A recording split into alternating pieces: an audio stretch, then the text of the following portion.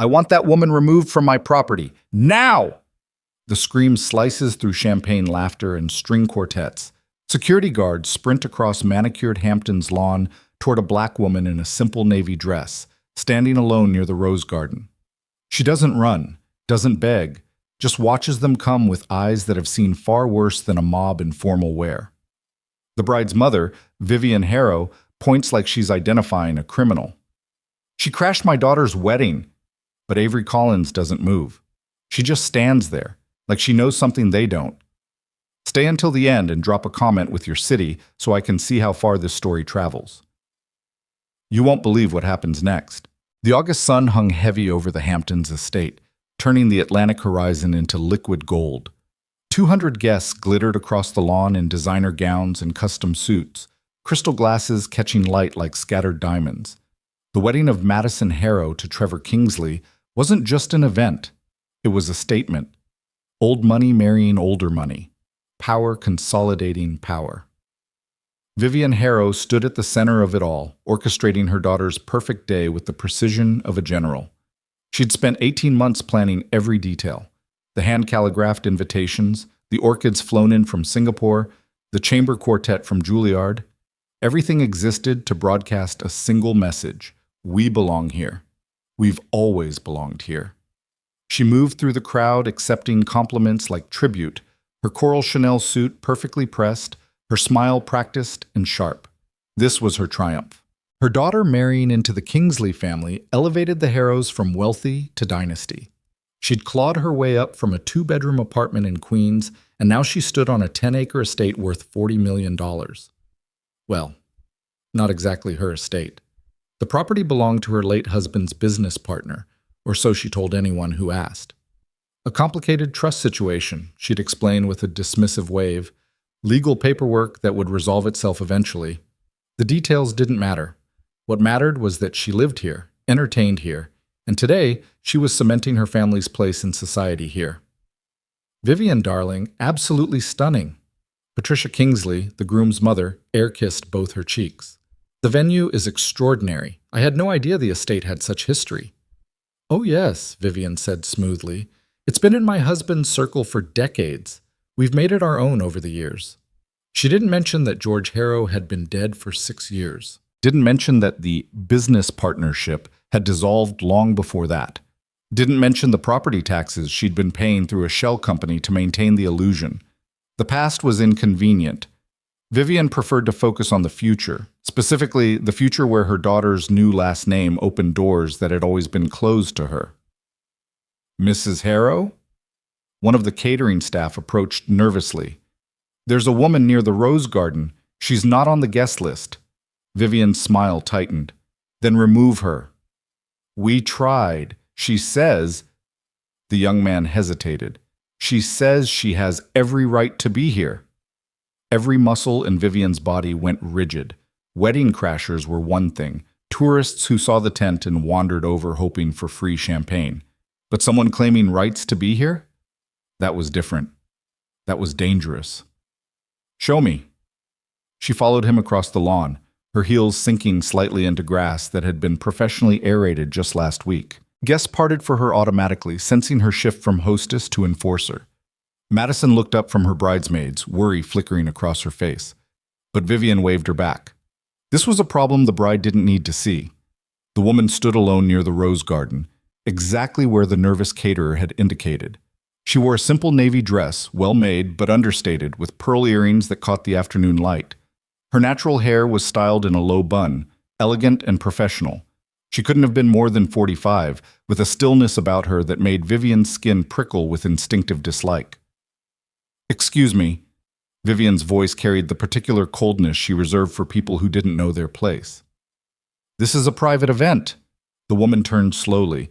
Her dark eyes swept over Vivian with an expression that wasn't quite recognition, more like confirmation of something she'd already known. I'm aware, she said quietly. Then you understand you need to leave. No. The word was soft but absolute. I don't think I do. Heat rushed up Vivian's neck. Around them, nearby guests had stopped pretending not to listen. Nothing drew wealthy people's attention faster than potential drama they could later retell at dinner parties. "This is my daughter's wedding," Vivian said, each word sharp enough to cut. "You are not invited. You need to go." "Your daughter's wedding." The woman repeated it like she was tasting the words, finding them strange. "On this property." "Yes, my property." Something flickered in the woman's eyes, not anger exactly, but something far more controlled, far more dangerous. "That's interesting," she said, "because I have documentation that says otherwise." The world seemed to tilt sideways. Vivian felt her carefully constructed perfect day beginning to crack. "Security!" Her voice came out louder than she intended, sharp with panic she couldn't quite hide. "Security!" Two guards materialized from their posts near the tent. Large men in black suits, hired specifically because they looked intimidating without looking thuggish. Vivian had been very specific about that in the hiring process. "Remove this woman from the premises," Vivian commanded. "She's trespassing." "Ma'am?" The older guard addressed the woman in navy, his hand moving toward her elbow. "I'm going to have to ask you to come with me." "Don't touch me." The woman's voice didn't rise, but something in it made the guard's hand freeze mid-reach. "And I'm not going anywhere." "You don't have a choice," Vivian snapped. "This is a private event on private property, and you are not welcome here. Remove her." The woman, Avery Collins, though no one knew her name yet, reached into her purse with deliberate slowness. Both guards tensed, but she only extracted a slim leather wallet. From it, she produced a business card and held it out to Vivian. Vivian snatched it, barely glancing at the text before shoving it in her pocket. "I don't care who you think you are. You're leaving." "Am I?" Avery's voice remained eerily calm. "Or are you?" The quiet question landed like a bomb. More guests had drifted closer now, forming a loose circle. Vivian could feel their eyes, their judgment, their desperate hunger for gossip they could weaponize later. She'd spent years cultivating her position in this world. One embarrassing moment could unravel everything. "Get her out!" Vivian's composure finally shattered. "I don't care how you do it. Just get this person off my lawn." The guards moved in, flanking Avery on both sides. For a moment it looked like they might actually grab her, might physically drag her away like she was nothing more than an inconvenient piece of trash marring the perfect day. But Avery didn't resist, didn't even look at the guards. Instead, she began to walk. Not toward the exit, toward the house. "What are you doing?" Vivian hurried after her, heels clicking against the stone path. "Stop! You can't!" Avery moved with the confidence of someone who knew exactly where she was going. She walked past the modern additions, the pool house, the renovated guest cottage, straight toward the original structure. The main house that dated back to the 1920s, all-weathered shingles and widow's walks, the bones of something built to last. She paused at a particular spot in the path where the stones formed an uneven border. Without looking down, she stepped exactly where the ground was stable, avoiding the area where the earth had shifted years ago, creating a subtle but ankle-twisting dip. Vivian nearly stumbled into that exact spot, catching herself at the last second. Avery continued on, reaching up to push aside a low-hanging branch that crossed the path. Except she didn't look up to find it. Her hand moved automatically, precisely, like muscle memory, like she'd walked this path 1,000 times before. Behind them, the guards exchanged glances. The older one pulled out his radio. "We might have a situation," he murmured. Avery stopped at the base of the house's back stairs. She ran her hand along the railing, her fingers finding the carved initials hidden under the top curve. RC plus MW, 1947. Her grandfather and grandmother, young and in love, scratching their promise into wood that had outlasted them both. "How did you know that was there?" One of the caterers had followed them, a young woman with wide eyes. "I've worked dozens of events here, and I never knew about those initials." "Because I carved my own next to them," Avery said quietly. "When I was 7 years old, right here." She shifted her hand 6 inches to the left, revealing smaller, shakier letters, AC 1991. The silence that followed felt like the air before lightning strikes. "That's impossible." Vivian said, but her voice had lost its sharp certainty. You're lying. Am I? Avery turned to face her fully for the first time. Then how do I know about the loose floorboard on the landing? Third step from the top. Been loose since 1998 when the contractors refused to fix it because it wasn't in their contract. She started up the stairs. Or the kitchen window that only opens if you lift while you push because the frame warped during the hurricane season of 2003. One of the guards moved to block her, but Avery simply looked at him, really looked at him, and he stepped aside like something in her eyes commanded it. The master bedroom closet has a false back panel, Avery continued, her voice carrying back to the growing crowd of staff and guests who'd followed this strange procession. It leads to a storage space where my grandmother used to hide Christmas presents. My grandfather proposed to her in the Rose Garden on June 15, 1946. There's a photograph in the library, second shelf, blue album, page 12. She paused at the back door, her hand resting on the frame. And this house, she said, turning to face Vivian with something terrible and quiet burning in her eyes. This property, these 10 acres, the dock, the beach access, the gardens and the greenhouse, and every single stone and every single path has been in my family for 79 years. Vivian's face had gone chalk white. That's a lie, she whispered. George bought this place. The trust. There is no trust. Avery's words fell like a judge's gavel. There never was.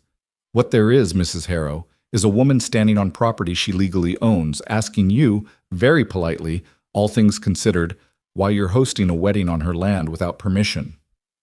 The world stopped. Someone's champagne glass slipped from their fingers, shattering on stone. That's not possible. Vivian pulled out her phone with shaking hands. Your lawyer will tell you exactly what mine already has. Avery's voice remained steady, professional. That the property is held in an irrevocable trust established by my grandfather, Robert Collins, in 1946. That it passed to my father in 1982, and to me in 2004. That the taxes have been paid continuously, that the deed is recorded in Suffolk County, and that every single piece of documentation proves what I'm telling you is true. But George said, George Harrow was your late husband, correct? The financial consultant? Avery's tone was carefully neutral. The man who convinced my father to let you stay here temporarily back in 2008, during your difficult period, the temporary arrangement that was supposed to last 6 months? Vivian couldn't speak. The truth was a living thing now, crawling across her perfect day and leaving cracks in everything it touched. It's been 17 years, Mrs. Harrow. Avery's voice remained quiet, but something in it had sharpened. 17 years of you living in my family home. 17 years of you claiming it as yours, telling your friends it belonged to your husband's business partner, hosting parties and benefits, and apparently, she gestured to the crowd of stunned wedding guests. Your daughter's wedding. I paid the taxes, Vivian said desperately. I maintained it. You paid taxes on property you don't own, using a shell company to hide your name from the records, probably because you were afraid I'd notice. And you did maintain it, I'll give you that. The grounds look beautiful. My grandmother would have approved of the roses. The kindness in that last sentence was somehow worse than anger would have been. Madison Harrow appeared at her mother's side, still in her wedding dress, mascara starting to run. Mom, what's happening? Your mother, Avery said gently, made a mistake, a long one, and now we're going to fix it. Who are you? Madison's voice cracked on the question. Before Avery could answer, a black sedan pulled up the circular drive. Not a wedding guest. The vehicle was too plain, too official. A man climbed out, mid-50s with gray temples and the kind of tired eyes that came from seeing too much humanity at its worst. Detective Miles Carver, Suffolk County Police. He took one look at the scene, the frozen wedding party, the security guards bracketing a calm black woman in navy, Vivian Harrow's face pale with trapped animal panic, and his jaw tightened. Oh no, he said quietly. Please tell me this isn't what it looks like. Hello, Miles. Avery's greeting was warm, familiar. It's exactly what it looks like. The detective closed his eyes briefly, like he was gathering strength. Then he walked directly to Avery, nodded with deep respect, and turned to face the crowd.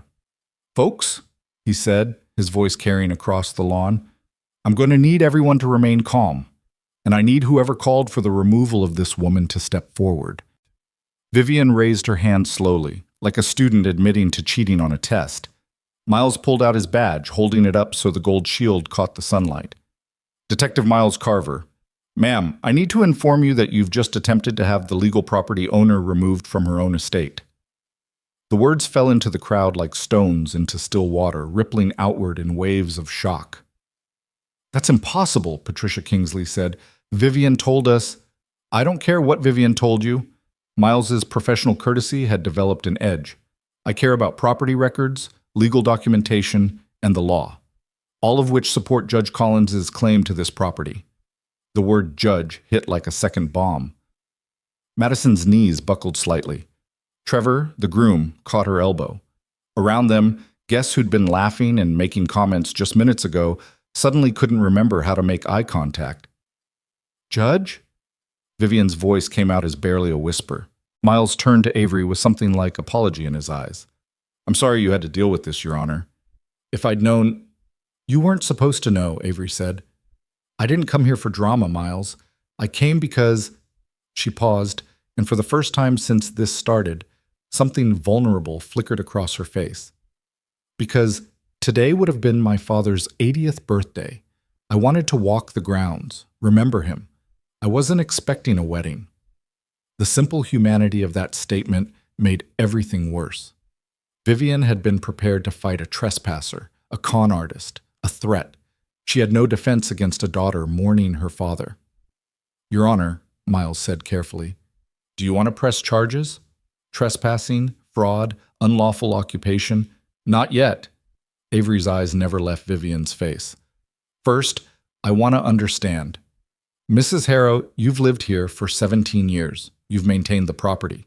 You clearly care about it, given the effort you've put into today. So I need you to explain to me, honestly, completely, how this happened." It was a judge's question, not accusatory, not kind, just an immovable demand for truth. Vivian's mouth opened and closed. The crowd waited. Madison was openly crying now, her perfect makeup ruined. "George said—" Vivian started, then stopped. "He said the owner had abandoned it, that it was going to foreclosure. He said if we moved in, paid the taxes, maintained it, we could eventually claim it through adverse possession." "Adverse possession requires open and notorious occupancy for 10 years, Avery said, "and the owner has to be absent or unaware." "I've been aware, Mrs. Harrow. I've received reports from the property management company every quarter for 17 years.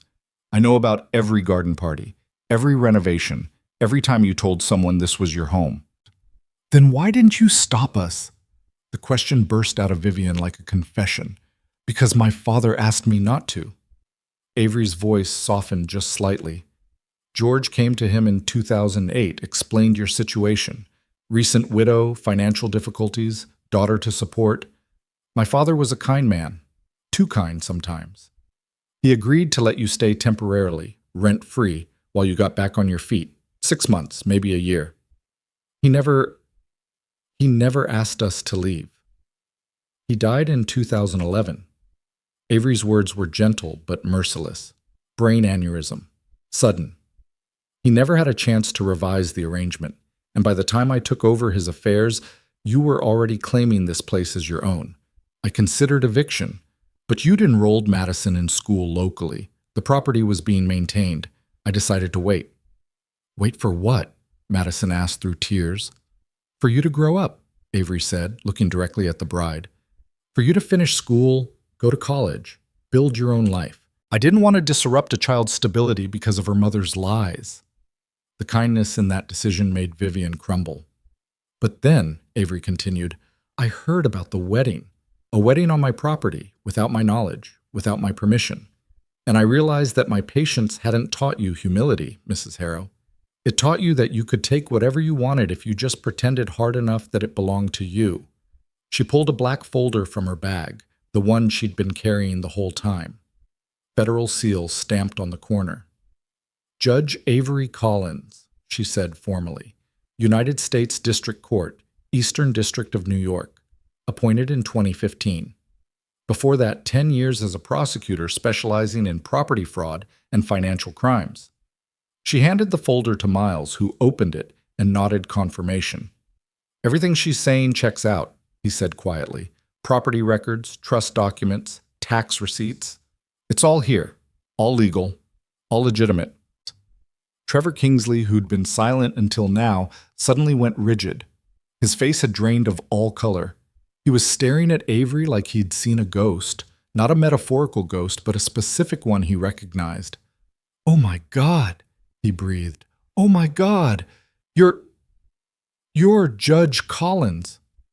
Avery's eyes found him in the crowd. Recognition flashed across her face, followed by something that might have been surprise. "Trevor Kingsley," she said, "I wondered if you'd remember." "What?" Madison turned to her groom. "You know her?" Trevor couldn't seem to form words. His hand had gone to his throat, like he was choking on air. Miles supplied the answer, his voice carrying clearly. Trevor Kingsley was convicted of vehicular assault in 2016, DUI. He hit a family, father, mother, 2 kids. The father died. Judge Collins presided over the sentencing. The crowd erupted into whispers. "I gave you 5 years," Avery said quietly, speaking directly to Trevor. "Could have been 20. The prosecutor wanted 20. But you were 21 years old, genuinely remorseful, and you'd never had so much as a speeding ticket before that night. I believed in second chances. I believed you could become better than your worst moment." Trevor's face was wet with tears now. "You saved my life," he said hoarsely. "I wrote you letters. Every year. Thanking you. Telling you how I was rebuilding, making amends to the family, trying to be worthy of your mercy." "I know," Avery said. "I read them all. I'm glad you found your way back, Trevor. Truly." She turned back to Vivian, and her expression hardened again. "Which makes this situation particularly painful," she said. "Because you, Mrs. Harrow, knew your future son-in-law's history. You knew he'd been in my courtroom. You knew he'd faced federal charges. And yet you never once, in all your planning for this wedding, thought to research the property you were claiming as your own. Never thought to wonder if there might be consequences for building your daughter's future on stolen land." "I didn't steal it," Vivian said desperately. "We were given permission." "Temporary permission. That expired 17 years ago." Avery's voice remained level. "Mrs. Harrow, you've committed property fraud. You've filed false documents with the county. You've potentially violated tax law by using a shell company to obscure ownership. These are federal crimes, crimes that, as a federal judge, I am uniquely qualified to recognize." "Please," Vivian's voice broke on the word. "Please, don't destroy my daughter's life because of my mistakes." Avery looked at Madison, young, terrified. Her perfect day turned into a courtroom nightmare, and something complicated moved behind her eyes. "I'm not interested in destroying anyone," she said finally, "but I am interested in justice and truth, and making very clear that actions have consequences, no matter how wealthy you are or how convincingly you lie." She turned to Miles. "I want a full investigation, property fraud, tax evasion, falsified documents, everything. But," she paused, looked back at Madison, "the wedding can continue." Everyone froze. "What?" Vivian whispered. "Today is your daughter's wedding day," Avery said. "Whatever sins you've committed, she's still a young woman who deserves to marry the man she loves without her mother's crimes hanging over the ceremony. So the wedding continues. You have 2 hours. After that, we deal with the consequences." It was mercy. Cruel, controlled, perfectly calibrated mercy. "Thank you," Madison breathed. "Don't thank me yet." Avery's gaze swept the crowd. 200 guests who'd witnessed everything, who'd laughed at security dragging away a crasher, who'd participated in the casual cruelty of assumption. Because everyone here is going to witness what happens when justice catches up to theft. Everyone here is going to see that your mother's lies had consequences. And everyone here is going to remember that they stood on stolen land and celebrated while the rightful owner was being removed. The shame that rippled through the crowd was a living thing. Avery walked back down the path, past the rose garden where this had all started. Staff members, caterers, guards, musicians, parted for her like water. Some of them wouldn't meet her eyes. Others looked at her with something like recognition, like they'd always known something was wrong but hadn't known how to say it. The groundskeeper, an elderly man named Marcus who'd been maintaining the property for 15 years, suddenly stepped forward. "I knew," he said quietly. "I knew this place belonged to the Collins family. I remembered your grandmother. She gave me my first job when I was 16, but Mrs. Harrow said, she said it had been sold to them properly. She had papers." "Forged papers," Avery said gently. "It's not your fault, Marcus. I should have said something." "You have now." Avery smiled at him, the first genuine smile she'd shown since arriving. "Thank you." She continued toward her car, a modest Honda parked at the edge of the circular drive. Not the vehicle of someone flaunting wealth, the vehicle of someone who didn't need to prove anything. But before she reached it, Vivian's voice called out, "What happens in 2 hours?" Avery stopped, turned. "In 2 hours," she said, "after your daughter has said her vows and cut her cake and danced with her new husband, you and I are going to have a very long conversation with several attorneys present.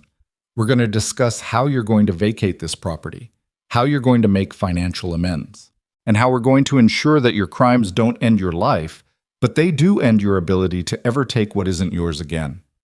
And if I refuse, then I file charges, federal charges, and instead of your daughter remembering her wedding day, she remembers the day her mother was arrested for fraud." Vivian had no answer for that. Avery climbed into her car but didn't start the engine. She sat there, hands on the steering wheel, and for just a moment let herself feel everything she'd been holding back. The anger, the grief, the bone-deep exhaustion of being underestimated one more time. Through the windshield she could see the house her grandfather built, the gardens her grandmother planted, the life her family had poured into this place for nearly 80 years, and she could see the woman who'd tried to erase all of it, standing in a coral suit on land that had never belonged to her. The wedding would continue. The guests would whisper. Madison would say her vows while understanding that her entire life had been built on her mother's lies. And in 2 hours, Avery Collins would walk back onto her property, not as a trespasser, not as a crasher, but as the woman who'd spent 17 years waiting for patience to teach the lesson that mercy alone couldn't. She pulled out her phone and made a single call. "Sarah," she said when her attorney answered. "It's time. Bring everything." Then she sat back, closed her eyes, and waited for her daughter's wedding to end so the real reckoning could begin. Behind her, music started up again, tentative, uncertain, but present. The show would go on. The perfect day would limp to its conclusion. But nothing would ever be perfect for the Harrows again, because Avery Collins had finally come home. The ceremony happened in a fog of whispered conversations and forced smiles. Madison's hands trembled as she held Trevor's, her voice barely audible when she spoke her vows. The officiant rushed through the readings like a man trying to outrun a storm. Guests who'd been laughing and drinking champagne an hour ago now stood rigid in their designer clothes, phones buzzing with texts they pretended not to read. Avery watched from her car, window cracked just enough to hear the faint strains of the string quartet. She'd turned off the engine but hadn't left, couldn't leave. This was still her property, and she needed to see it through to the end, not from anger but from something deeper. A need to witness what happened when lies finally collapsed under their own weight. Her phone buzzed. Sarah Chen, her attorney for the past decade, and one of the few people who knew the full story. "I'm 20 minutes out," Sarah's text read, "bringing everything. How bad is it?" Avery typed back, "Federal fraud, tax evasion, 17 years of occupation, 200 witnesses." 3 dots appeared, disappeared, appeared again. Finally, "Jesus. Okay, don't let her leave." Avery almost laughed, as if Vivian could leave, as if she could pack up her daughter's wedding and disappear into the Hampton summer like this had never happened. The detective's car was still parked near the main house, Miles leaning against it with the patient stillness of a man who'd done this job too long to be surprised by anything anymore. Inside the tent, someone announced the new Mr. and Mrs. Kingsley. Applause erupted, thin, uncomfortable, obligatory. Madison and Trevor walked back down the aisle between rows of guests who couldn't quite meet their eyes. The bride was crying, but Avery couldn't tell if they were tears of joy or devastation, probably both. The receiving line formed. Vivian stood beside her daughter, accepting congratulations with a smile that looked like it had been carved into her face with a knife. Patricia Kingsley, the groom's mother, kept her distance. She'd already been on her phone for 20 minutes, no doubt calling her own attorneys to figure out how this disaster might splash back on her family. Marcus, the groundskeeper, approached Avery's car. He moved slowly, like a man carrying decades of guilt in his shoulders. "Ma'am?" He stood a respectful distance from the window. "May I speak with you?" Avery rolled down the window fully. "Of course, Marcus. I want you to know that I recognized you the moment you arrived. Your grandmother used to bring you here summers. You were maybe 5, 6 years old. Always had a book with you. Used to read under the oak tree by the water." The memory hit Avery like a wave. She'd forgotten that.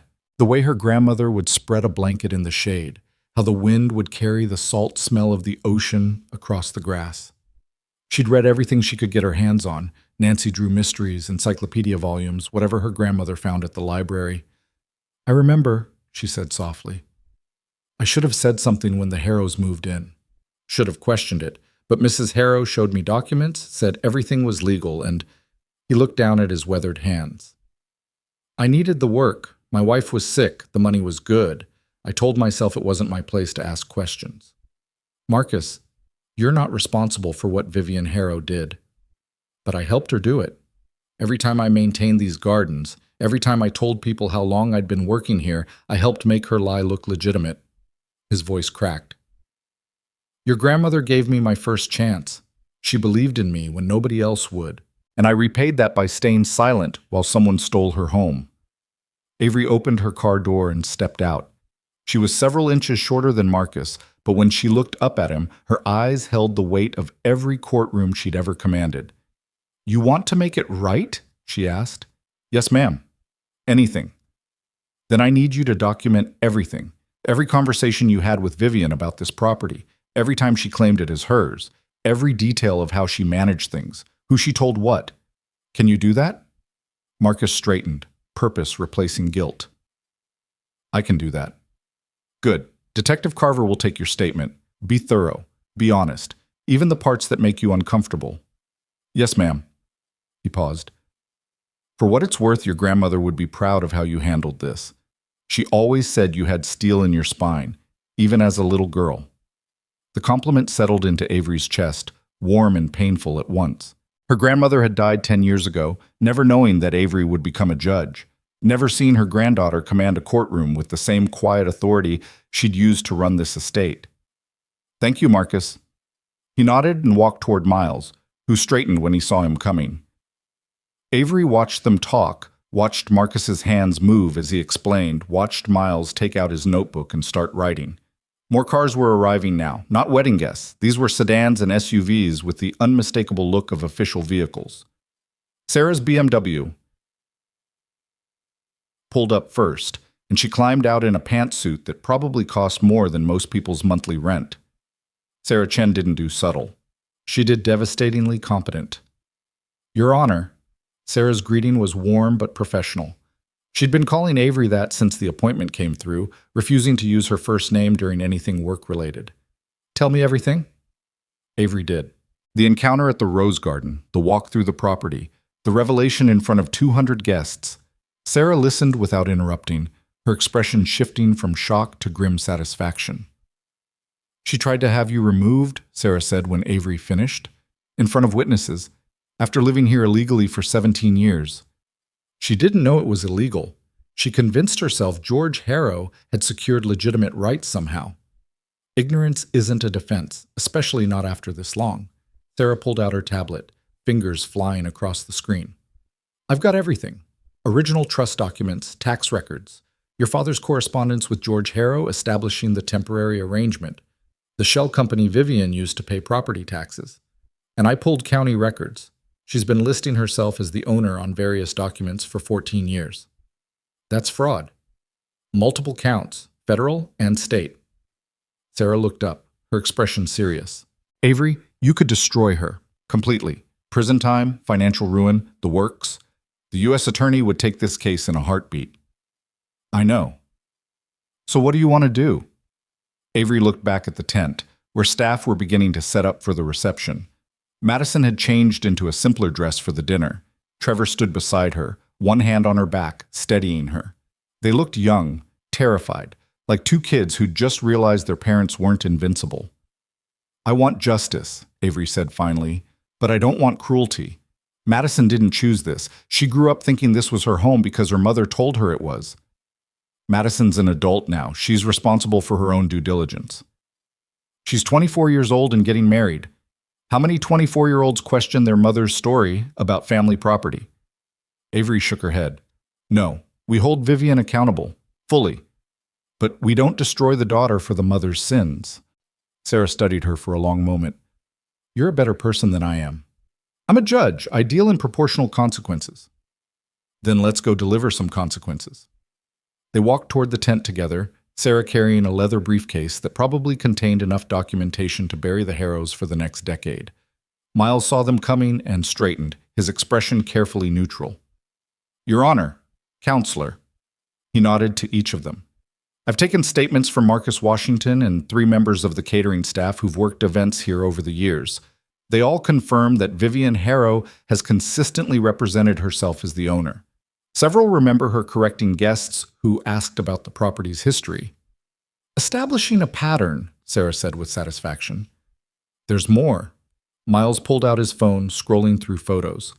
I did a preliminary search of public records. Vivian Harrow filed for a business license in 2019, listing this address as her primary residence. She registered to vote here. She's claimed the property tax deduction on her federal returns for the past 8 years. She's not just occupying illegally, Avery said quietly. She's actively claimed ownership, which moves this from civil trespass into criminal fraud territory. Miles looked uncomfortable. Your Honor, I have to ask, why did you wait so long? You must have known what was happening. It was a fair question, one Avery had asked herself countless times over the years. My father made a promise, she said. He told George Harrow that Vivian and her daughter could stay temporarily. When he died, that promise passed to me. I thought about forcing them out immediately, but Madison was 12 years old, just lost her father. I didn't want to uproot her. So you waited. I monitored the situation, made sure the property was maintained, paid the real taxes. Vivian's payments went into an escrow account I controlled. I told myself I was being compassionate, that I'd address it when Madison was grown. And then, Sarah prompted, and then I got the invitation. Avery's voice hardened. Not addressed to me personally. It was posted on social media. One of Vivian's society friends sharing details about the gorgeous Harrow estate, where Madison was getting married. Pictures of the house, the grounds, captions about family legacy and old money. That's when I realized my patience hadn't taught Vivian humility. It had taught her that she could erase my family's history completely. The tent was emptying now. Staff were efficiently transitioning from ceremony to reception setup. Guests milled around the lawn in small clusters, speaking in low voices that cut off whenever someone walked past. The veneer of celebration had cracked completely, replaced by the barely contained chaos of scandal. Vivian emerged from the tent, still in her coral suit, but with her composure visibly fraying. She spotted Avery and Sarah and for a moment looked like she might run. But there was nowhere to go. Exits were blocked by witnesses, by staff, by the detective who'd made it very clear he was staying until this was resolved. Mrs. Harrow, Sarah's voice cut across the lawn like a scalpel. We need to speak. Now. I want my attorney present. Then call them. But this conversation is happening in the next 30 minutes, with or without legal representation. Sarah's smile was sharp enough to cut glass. Though I strongly recommend you make the call. Vivian pulled out her phone with shaking hands. She walked a few paces away, speaking in urgent whispers. Avery watched her pace, watched her gesticulate, watched the moment when whoever was on the other end apparently said something that made Vivian's shoulders collapse. When she returned, her face had aged 10 years. Richard Pemberton is on his way, she said dully. My attorney. He should be here in 45 minutes. Then we wait. Avery gestured toward the main house. Inside, where we have privacy. This is my... Vivian stopped herself. The words "my home" died on her lips as she looked at Avery's implacable expression. Fine. They walked toward the house in a grim procession. Avery led, Sarah beside her. Vivian followed, with Miles bringing up the rear like a bailiff escorting a defendant. Staff watched them pass, conversations dying mid-sentence. Madison tried to follow, but Trevor caught her arm. "Let them handle it," Avery heard him say. "We'll only make it worse." Smart man. Trevor Kingsley had learned his lessons in her courtroom, and apparently they'd stuck. Inside, the house was cooler, quieter.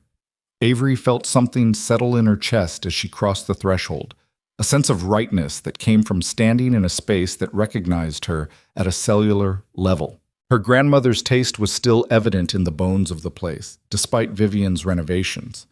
The wide plank floors, the tall windows, the craftsmanship that spoke of a time when houses were built to last centuries. "Library," Avery said, gesturing to a door off the main hall. She'd spent countless hours in that room as a child.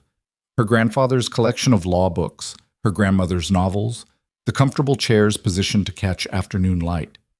Vivian had changed some things, new curtains, different art, but the built-in shelves remained, and Avery could still see the highest shelf where she'd hidden her diary at age 10, convinced no one would find it up there. They arranged themselves around the oak table, Avery and Sarah on one side, two empty chairs across from them, where Vivian and her attorney would sit. Miles positioned himself near the door, present but not intrusive. Vivian stood by the window, arms wrapped around herself, staring out at the lawn where her daughter's reception was supposed to be starting. "You could have stopped this," she said suddenly. "Years ago. Why now?"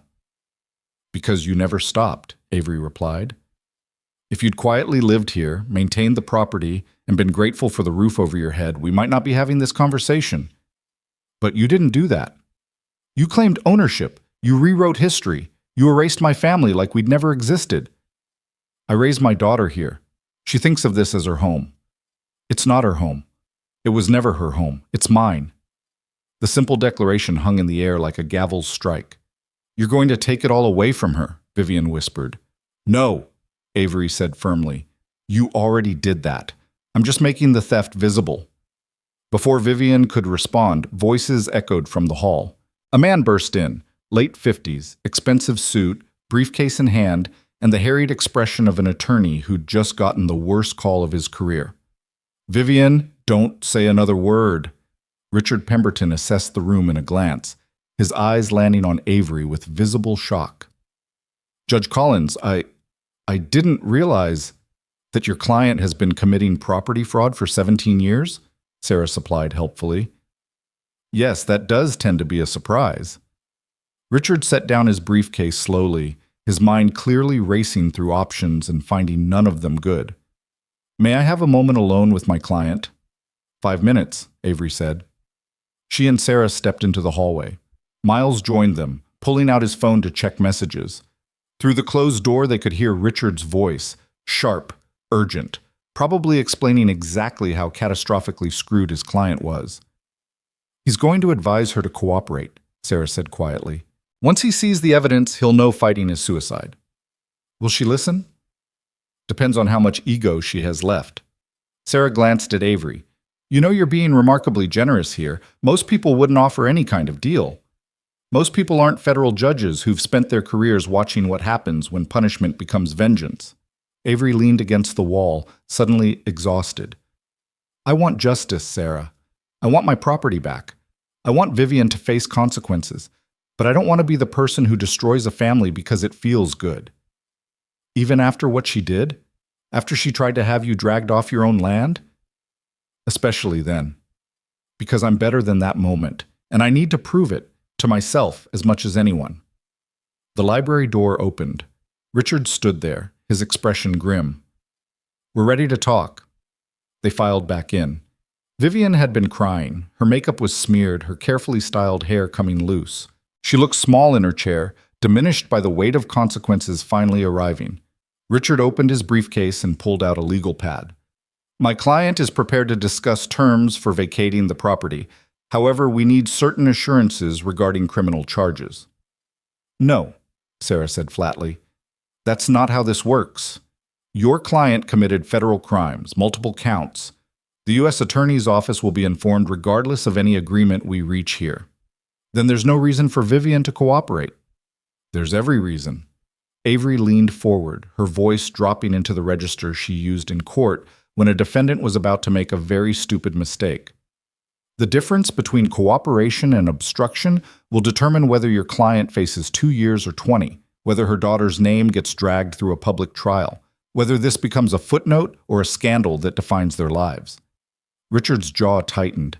He'd seen enough courtrooms to recognize truth when he heard it. "What are you offering?" he asked. Sarah pulled documents from her briefcase, arranging them on the table with the precision of a chess master setting up a board. Complete financial accounting of all money paid toward property taxes, maintenance, and improvements. Full documentation of how your client obtained access to the property, including any correspondence with George Harrow. Signed confession admitting fraud to be used in any subsequent legal proceedings. Immediate vacation of the premises. 30 days to remove personal belongings, supervised to prevent asset removal or property damage. "That's insane," Vivian said, her voice hoarse. 30 days? To move out of the home I've lived in for 17 years? You've lived in someone else's home for 17 years, Avery corrected.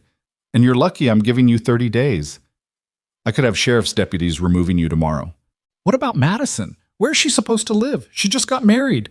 That's not my problem. You had 17 years to figure out your housing situation. You chose to spend that time lying instead. Vivian turned to Richard desperately. This is too much. Tell them... It's more than fair, Richard interrupted quietly. Vivian, you need to understand something. Judge Collins could file criminal charges tonight. Federal charges for property fraud, tax evasion, falsification of documents. You could be arrested at your daughter's wedding reception. Is that what you want? The image stopped Vivian cold. We need something in writing, Richard said, turning back to Avery and Sarah. Acknowledging my client's cooperation. Recommending leniency in sentencing if criminal charges are filed. We can do that, Avery said, in exchange for complete cooperation, immediate vacation, and one more thing. What? A public apology. Not to me, I don't need it. To every member of the staff who's worked here over the years. To Marcus Washington specifically. To everyone who knew something was wrong but didn't speak up because Vivian convinced them she had legal right to be here. They need to know they weren't complicit. They were manipulated. Vivian's face crumpled. You want to humiliate me. I want to free them from guilt they don't deserve to carry. Avery's voice was steel wrapped in silk. You don't get to walk away from this clean, Vivian. You lied to good people. You made them party to your fraud. The least you can do is tell them the truth. Silence filled the library. Outside they could hear music starting up, the band beginning the reception despite everything. Someone had made the call to keep going, to pretend normalcy while the world crumbled behind closed doors. Richard was writing rapidly, making notes. Finally, he looked up. I need to consult with my client privately, and I need time to review the documentation you're providing. You have until sundown, Sarah said. That gives you approximately 3 hours. After that, we file charges and let the federal system sort it out. 3 hours isn't enough time to... It's more than enough time to read documents and make a decision, Avery interrupted. Mr. Pemberton, I've practiced law longer than I care to remember. I know exactly how long proper due diligence takes. Your client doesn't need days to review evidence of crimes she knows she committed. She needs a few hours to accept reality. Richard opened his mouth, then closed it. He was beaten, and he knew it. 3 hours, he agreed. Avery stood, and Sarah followed suit. They left the library together, leaving Vivian and Richard to their desperate calculations. Outside, the reception was in full swing despite the surreal circumstances. Guests were eating, drinking, making conversation that probably consisted entirely of speculation about what was happening inside the house. Madison sat at the head table beside Trevor, barely touching her food, while Patricia Kingsley held court at another table, no doubt spinning the situation to minimize damage to her family name. Miles fell into step beside Avery as they walked toward the gardens. That was well played, he said, offering cooperation terms before filing charges.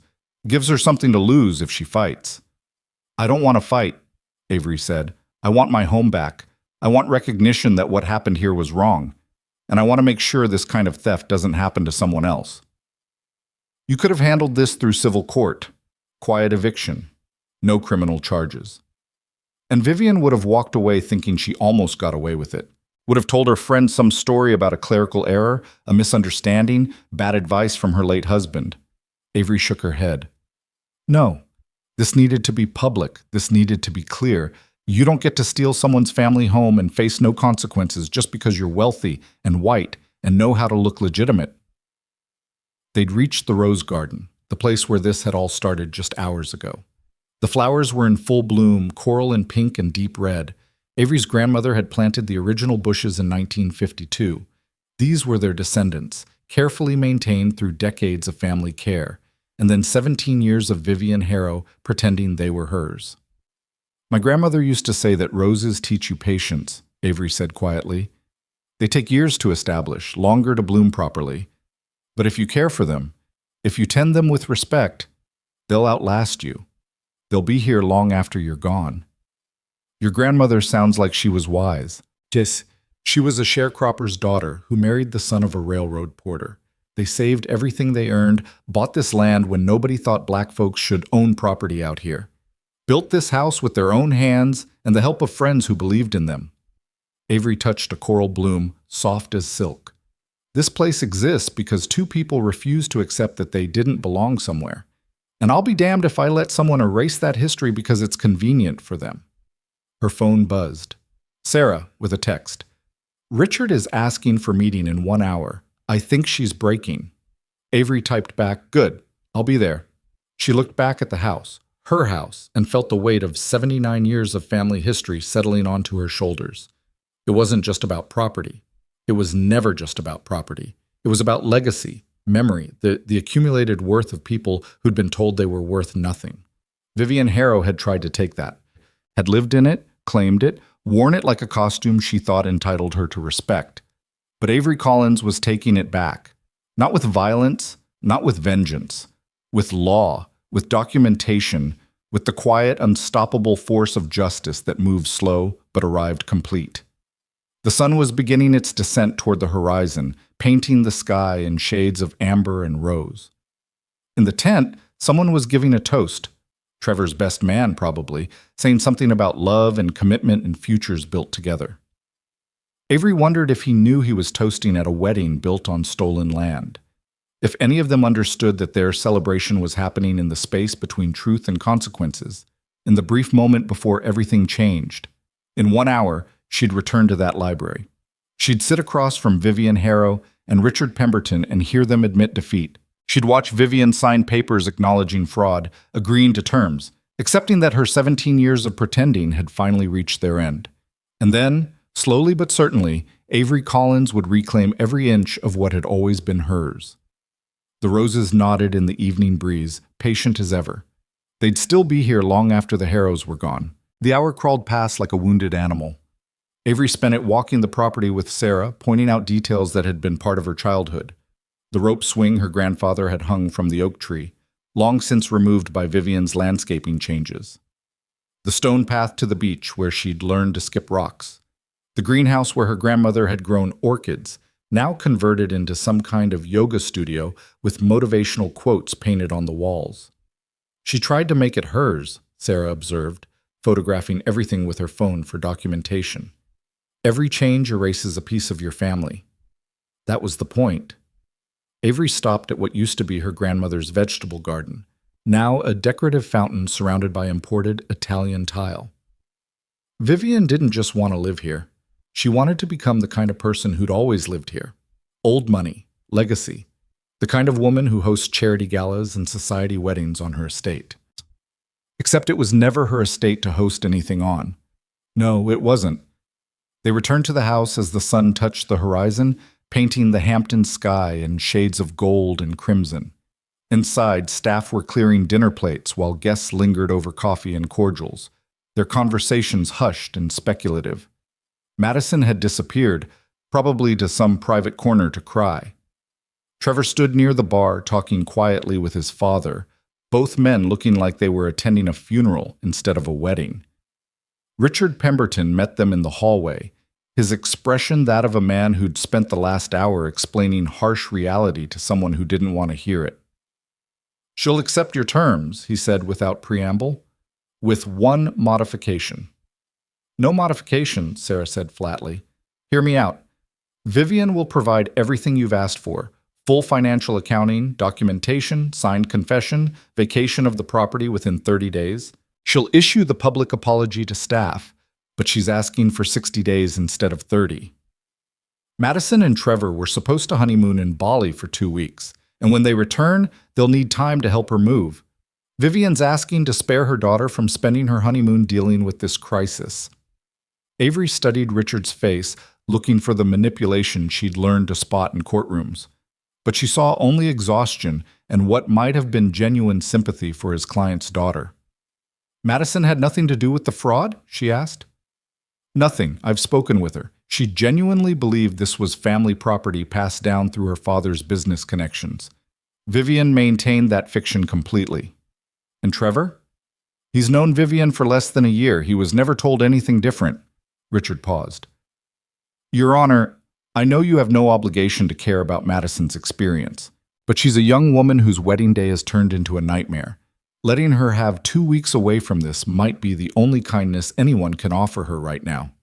Avery looked at Sarah, who gave a tiny shrug that said the choice was entirely hers. 60 days, Avery said finally, but Vivian signs everything tonight. Documented confession, financial records, everything. And the apology to staff happens before the reception ends. I want those people to go home tonight knowing they weren't complicit in fraud." "Agreed." Richard's shoulders dropped with relief. "Thank you." "Don't thank me yet. She still faces federal charges. This cooperation will help, but it won't erase what she did." "I understand." They returned to the library where Vivian sat at the table looking like she'd aged 20 years in the past hour. Her coral suit was wrinkled, her makeup completely gone from crying, her carefully styled hair falling loose around her face. She looked up when they entered, and Avery saw something broken behind her eyes, the moment when denial finally shattered against reality. 60 days, Vivian said hoarsely. "That's what Richard said you agreed to." "For your daughter's sake, not yours." Avery sat across from her, and the weight of judicial authority settled over her like a familiar coat. "You understand what you're signing tonight?" Richard explained it. Vivian's voice was hollow. "Complete confession, financial records, admission of fraud. I sign away any claim to this property and acknowledge I never had legal right to be here." "And the apology?" "Yes, the apology." Vivian's hands trembled on the table. "To the staff, to Marcus, to everyone I lied to." Sarah spread documents across the table, page after page of legal text, evidence, admissions. She'd worked fast, compiling everything into a comprehensive package that would stand up in any court in the country. "Read every page," Sarah instructed. "Initial each section, sign and date the final page. Your attorney will witness everything." Vivian pulled the stack toward her and began reading. The library fell into silence, broken only by turning pages and Vivian's occasional sharp intake of breath as she confronted the full scope of her crimes laid out in legal language. Tax evasion, property fraud, false statements to government agencies, falsification of documents. Each count carried potential prison time. Each admission she initialed was another nail in the coffin of the life she'd built on lies. It took 45 minutes for her to read everything. When she finally lifted the pen to sign, her hand shook so badly that Richard had to steady the document. "This doesn't erase the charges," he reminded her quietly. "This is cooperation. Nothing more." "I know." Vivian signed her name, Vivian Margaret Harrow, in handwriting that looked nothing like the confident script she'd used to sign fraudulent property documents for 17 years. This signature was defeated, broken, the mark of someone who'd finally run out of options. Sarah collected the signed documents, immediately photographing each page and uploading them to secure cloud storage. Backup copies would be distributed to multiple locations within the hour. There would be no walking this back, no claiming she'd been coerced. This confession was bulletproof. "Now the apology," Avery said. Vivian looked up, fresh tears streaming down her face. "Do I have to do it tonight? Can I?" "Tonight." Avery's voice left no room for negotiation. Those people have carried unnecessary guilt because of your lies. They don't deserve to spend one more night believing they were complicit. How am I supposed to face them? The same way you face them every day while you lied to them. With words. Honest ones this time. Vivian stood slowly, like a condemned prisoner walking toward execution. Richard moved to follow, but Avery stopped him with a gesture. "Just us," she said. "Vivian, myself, Sarah, and Detective Carver. The staff deserves to hear this without a lawyer spinning it into something more palatable." Richard nodded reluctantly and sat back down. They walked out of the library into the hallway, then through the main rooms toward the service entrance where staff gathered between tasks. Vivian moved like a ghost, her feet barely making sound on the hardwood floors. Through the windows, they could see the reception still continuing. Guests had given up on pretending everything was normal and were openly gossiping now, phones out, probably live tweeting the scandal. The staff break room was crowded with caterers, servers, and maintenance workers grabbing quick breaks between reception duties. Marcus stood near the coffee maker talking with two younger men Avery recognized as landscape crew. They all looked up when the door opened, conversations dying mid-sentence. "Mrs. Harrow." One of the servers, a young woman who'd probably worked a dozen events here, looked confused. "Is everything all right?" Vivian opened her mouth, but no sound came out. She stood there frozen, staring at faces she'd seen countless times, people she'd smiled at while lying through her teeth. "No," Avery said quietly, stepping forward. "Everything is not all right, and Mrs. Harrow has something to tell all of you." She moved aside, giving Vivian center stage. Sarah positioned herself near the door with her phone out, recording everything. This would be documented, preserved, made part of the official record. Vivian's voice cracked. She cleared her throat, tried again. "I need to tell you all something. Something I should have told you years ago." The room waited. 15 people who'd worked in this house, on these grounds, serving at events Vivian hosted like she owned the place. Their faces showed confusion, concern, and in a few cases, dawning understanding. "This property," Vivian continued, each word seeming to cost her, "doesn't belong to me. It never did. It belongs to Judge Avery Collins, whose family has owned it since 1946. She gestured to Avery without looking at her. "I've been living here illegally for 17 years. I lied to all of you. I told you this was my home, that I had legal right to be here, that everything was legitimate." Someone gasped. Marcus's face went carefully blank, but Avery could see vindication in his eyes. He'd known something was wrong, and now he knew he'd been right. "Some of you suspected," Vivian said, her voice breaking. "I saw your faces when I talked about family history that didn't quite add up, when I couldn't answer questions about the previous owners, when I got defensive about property records, and I convinced you that you were wrong, that you were being paranoid or disrespectful. I made you doubt yourselves, so you wouldn't doubt me." A younger server, couldn't have been more than 20, raised her hand like she was in school. "So all those times you said you'd been summering here since childhood, lies, all lies." Vivian's tears were flowing freely now. "I grew up in a 2-bedroom apartment in Queens. I never set foot on this property until my late husband convinced Judge Collins's father to let us stay here temporarily. We were supposed to be here 6 months. Instead, I stayed 17 years and pretended it was mine." "Oh my God," someone whispered. "I need you to understand something." Vivian looked around the room, finally meeting their eyes. "What I did was fraud, criminal fraud, but none of you were part of that. You worked honestly. You maintained this property beautifully. You treated it with respect. The guilt some of you feel—" She looked directly at Marcus. "The guilt about not speaking up, about not questioning harder, that's not yours to carry. I manipulated you, I lied to you, and I'm sorry." The apology landed in silence so complete that Avery could hear the ocean waves in the distance. "I'm going to face charges for what I did," Vivian continued. "Federal charges. I'm going to lose everything I built here, and I deserve that. But I needed you to know before anything else happens that you were victims of my lies, not participants. You don't owe me loyalty, and you don't owe me silence. If investigators ask you questions, tell them the truth, all of it. Don't protect me. I don't deserve protection." She stopped, swaying slightly like she might collapse. Richard had followed despite instructions not to, and he caught her elbow, steadying her. Marcus stepped forward. His weathered face was unreadable, but his eyes held something that looked like forgiveness warring with betrayal. "Mrs. Harrow," he said quietly, "I've worked for you for 15 years, maintained these gardens like they were my own. You always treated me with respect, paid me fairly, trusted me with responsibility, but you lied to me every single day about whose land I was standing on." "I know. I'm so sorry." "My wife died 3 years ago. Cancer. You sent flowers. You paid for part of the funeral. You told me to take all the time I needed."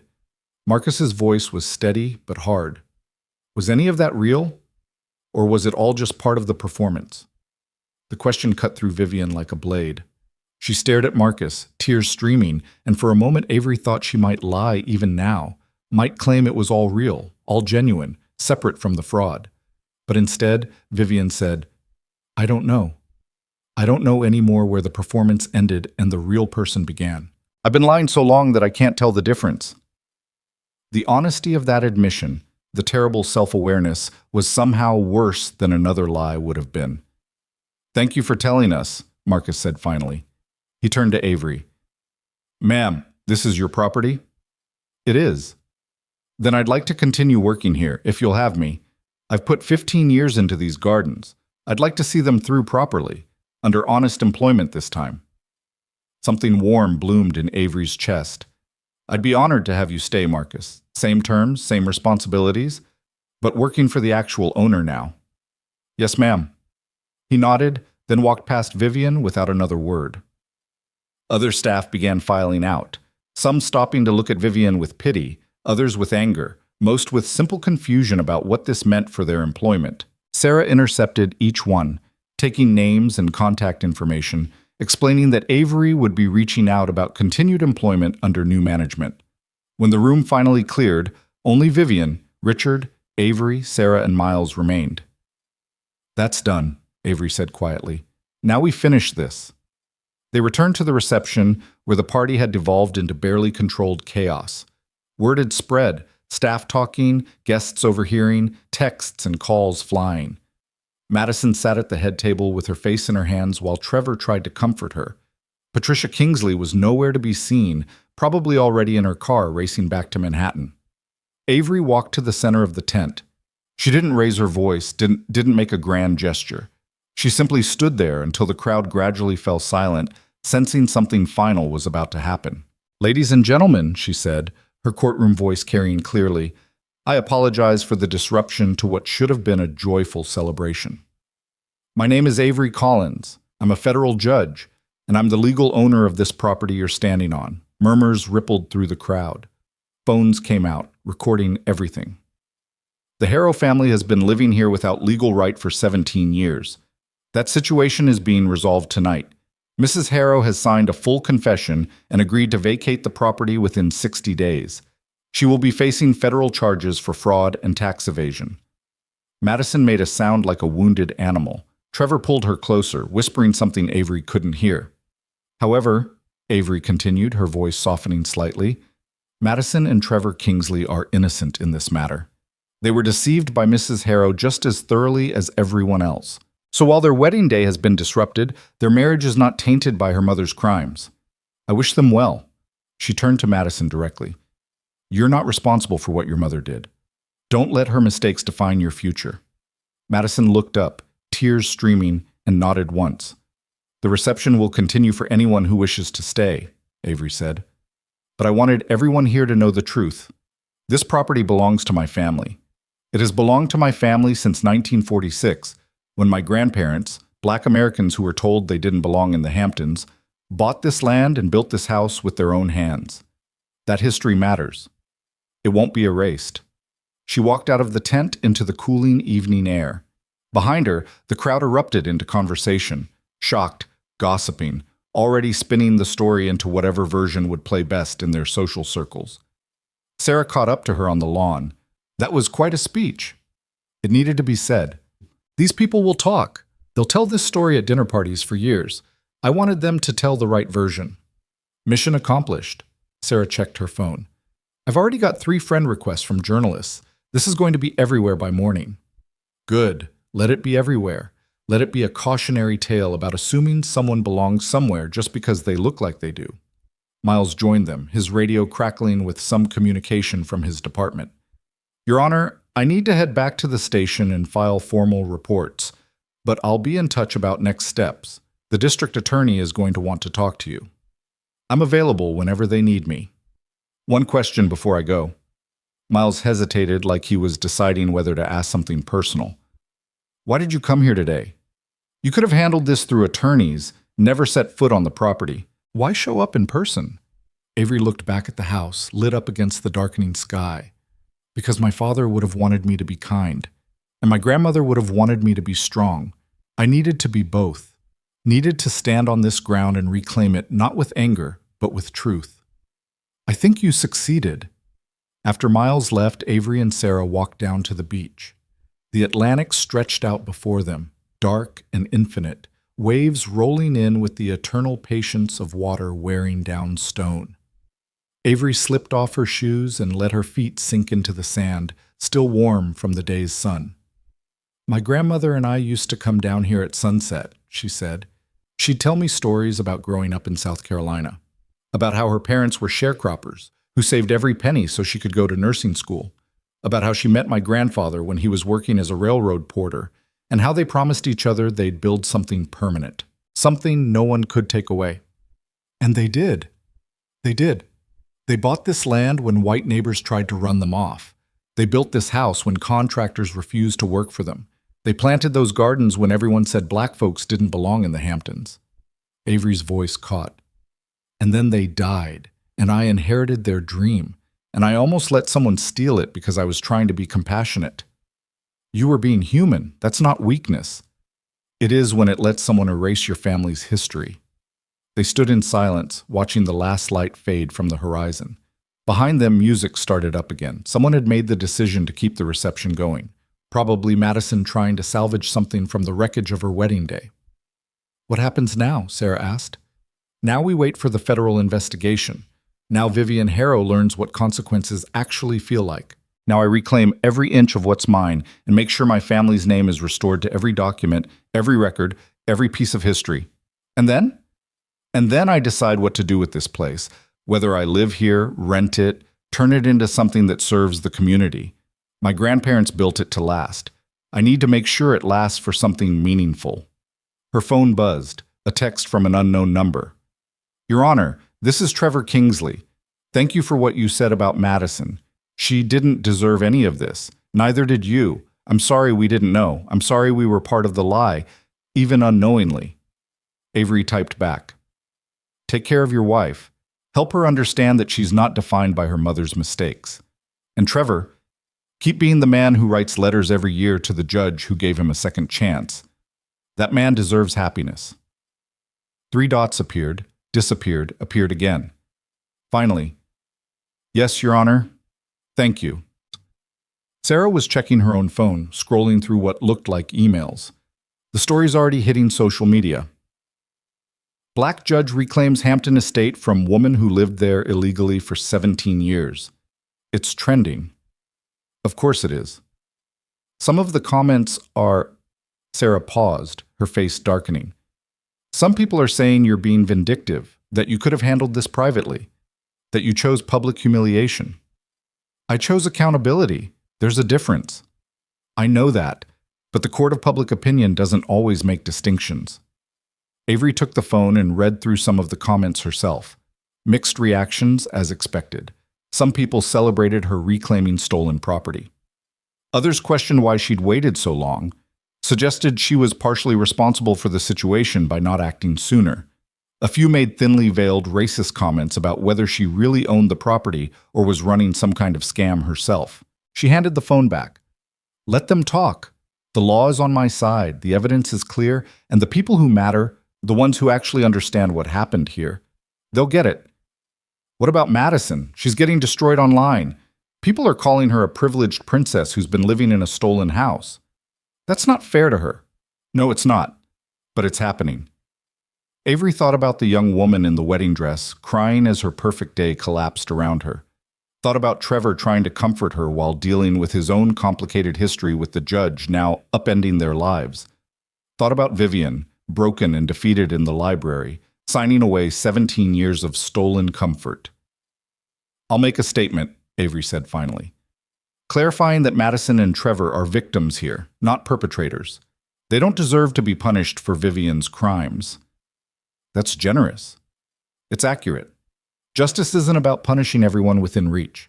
It's about holding the right people accountable for the right reasons. They turned and walked back toward the house, their feet leaving tracks in the sand that the next tide would erase. The reception was winding down now, guests departing, staff cleaning up, the careful dismantling of a celebration that should have been joyful but had become a referendum on truth and consequences. Vivian stood near the main house entrance, watching her daughter and new son-in-law prepare to leave. Madison had changed into traveling clothes, her face swollen from crying. She hugged her mother briefly, stiffly, then climbed into the car where Trevor waited. They drove off into the Hamptons night, probably heading to their hotel before tomorrow's flight to Bali. 2 weeks on a tropical island while their world reshaped itself behind them. Vivian watched until the taillights disappeared, then turned and saw Avery approaching. For a moment, their eyes met. Two women on opposite sides of a theft that had taken 17 years to resolve. "I hope you're satisfied," Vivian said, her voice empty of everything except exhaustion. "I'm not satisfied," Avery replied. "I'm resolved. There's a difference. You've taken everything from me. No, I've taken back what was always mine, what you took from me." Avery stopped a few feet away, close enough to speak quietly, but far enough to maintain the distance that existed between them. "You had 17 years to make this right, Vivian, to come to me, admit what happened, ask for help. Instead, you buried yourself deeper in lies until you actually believed them. I gave Madison a good life here. You gave Madison a life built on theft, and now she has to live with knowing that every happy memory from her childhood happened in someone else's home.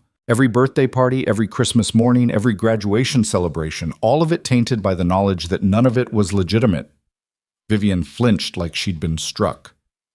"You want to know what I'm satisfied about?" Avery continued. "I'm satisfied that my family's history won't be erased, that my grandparents' legacy will be restored, that the next generation will know that Black Americans built something permanent here, something that survived even when someone tried to steal it. That's what satisfies me. Your suffering is just collateral." She walked past Vivian into the house, her house, leaving the other woman standing alone in the darkness. Inside, Sarah was directing the final cleanup, making sure all the legal documents were secured, all the evidence was backed up, all the witness statements were properly filed. She looked up when Avery entered. "Ready to go home?" she asked. Avery looked around the entry hall, the wide plank floors her grandfather had laid, the staircase her grandmother had polished every week, the doorframe where her father had marked her height every birthday. This place was home. It had always been home, even when someone else was living in it. "Actually," she said slowly, "I think I'll stay here tonight, in my house, on my land, where I belong." Sarah smiled. "Want company?" "No, I need to be here alone. Need to remember what it feels like to stand in a space that's mine, without having to explain or justify or prove anything. I'll make sure everything's locked up legally before I leave. Call me if you need anything." After Sarah left, Avery walked through the house room by room. The changes Vivian had made, new paint, different furniture, modern fixtures, couldn't hide the bones of the place. The structure her grandparents had built with dreams and determination, and the absolute refusal to accept that they didn't belong. She climbed the stairs to the master bedroom, the one that had been her grandparents', then her father's, and was now hers by right and inheritance. Vivian had redecorated it completely, but Avery could still see the shape of her grandmother's vanity in the corner, the spot where her grandfather's reading chair had sat by the window. She opened the closet door and found the false back panel exactly where she'd told Vivian it would be. Behind it, the hidden storage space was empty except for dust and a single photograph that must have fallen behind something years ago. Avery pulled it out, careful of the fragile paper. The image showed her grandparents young and in love, standing in front of the house when it was newly built. Her grandmother wore a summer dress and held a trowel, probably about to plant the first roses. Her grandfather had his arm around her waist, both of them beaming at the camera with the pride of people who'd built something impossible. On the back, in her grandmother's careful handwriting, "Our forever home, June 1946. We belong here." Avery held the photograph against her chest and finally let herself cry. Not from sadness, but from the overwhelming relief of having fought for something and won, of having faced down someone who'd tried to erase her family and refused to let them succeed. Outside, the last of the reception cleanup finished. Trucks pulled away, taking the remnants of Madison's wedding to disposal or recycling. The tent would come down tomorrow. The lawn would be restored. In 60 days, the Harrows would be gone completely. And Avery Collins would still be here, standing in her family's home, carrying forward the legacy her grandparents had built. She walked to the window and looked out at the estate bathed in moonlight. Hers, all of it, finally, completely, legally, undeniably hers. Tomorrow would bring federal investigations, legal proceedings, media attention, and all the complicated machinery of justice grinding into motion. But tonight, she was just a woman standing in her home, and that was enough. Avery woke to sunlight streaming through unfamiliar curtains and momentarily forgot where she was. Then memory flooded back. The wedding, the confrontation, Vivian's confession, and the photograph of her grandparents she'd fallen asleep holding. She was in the master bedroom of her family estate, in her own home for the first time in 17 years. Her phone showed 43 missed calls and over 100 text messages. The story had exploded overnight. News outlets from the Times to local blogs had picked it up, each with their own angle. Federal judge reclaims stolen estate. Hampton's wedding disrupted by property dispute. Black family's legacy restored after 17 years of fraud. Sarah's text from 2 hours ago read, "Don't talk to anyone until we coordinate messaging. The U.S. Attorney's Office called. They want to meet today." Avery showered in a bathroom that Vivian had renovated with Italian marble, then dressed in clothes she'd grabbed from her car before deciding to stay. Walking downstairs felt surreal. This was her house, but it still carried the aesthetic imprint of someone else's 17 years of occupation.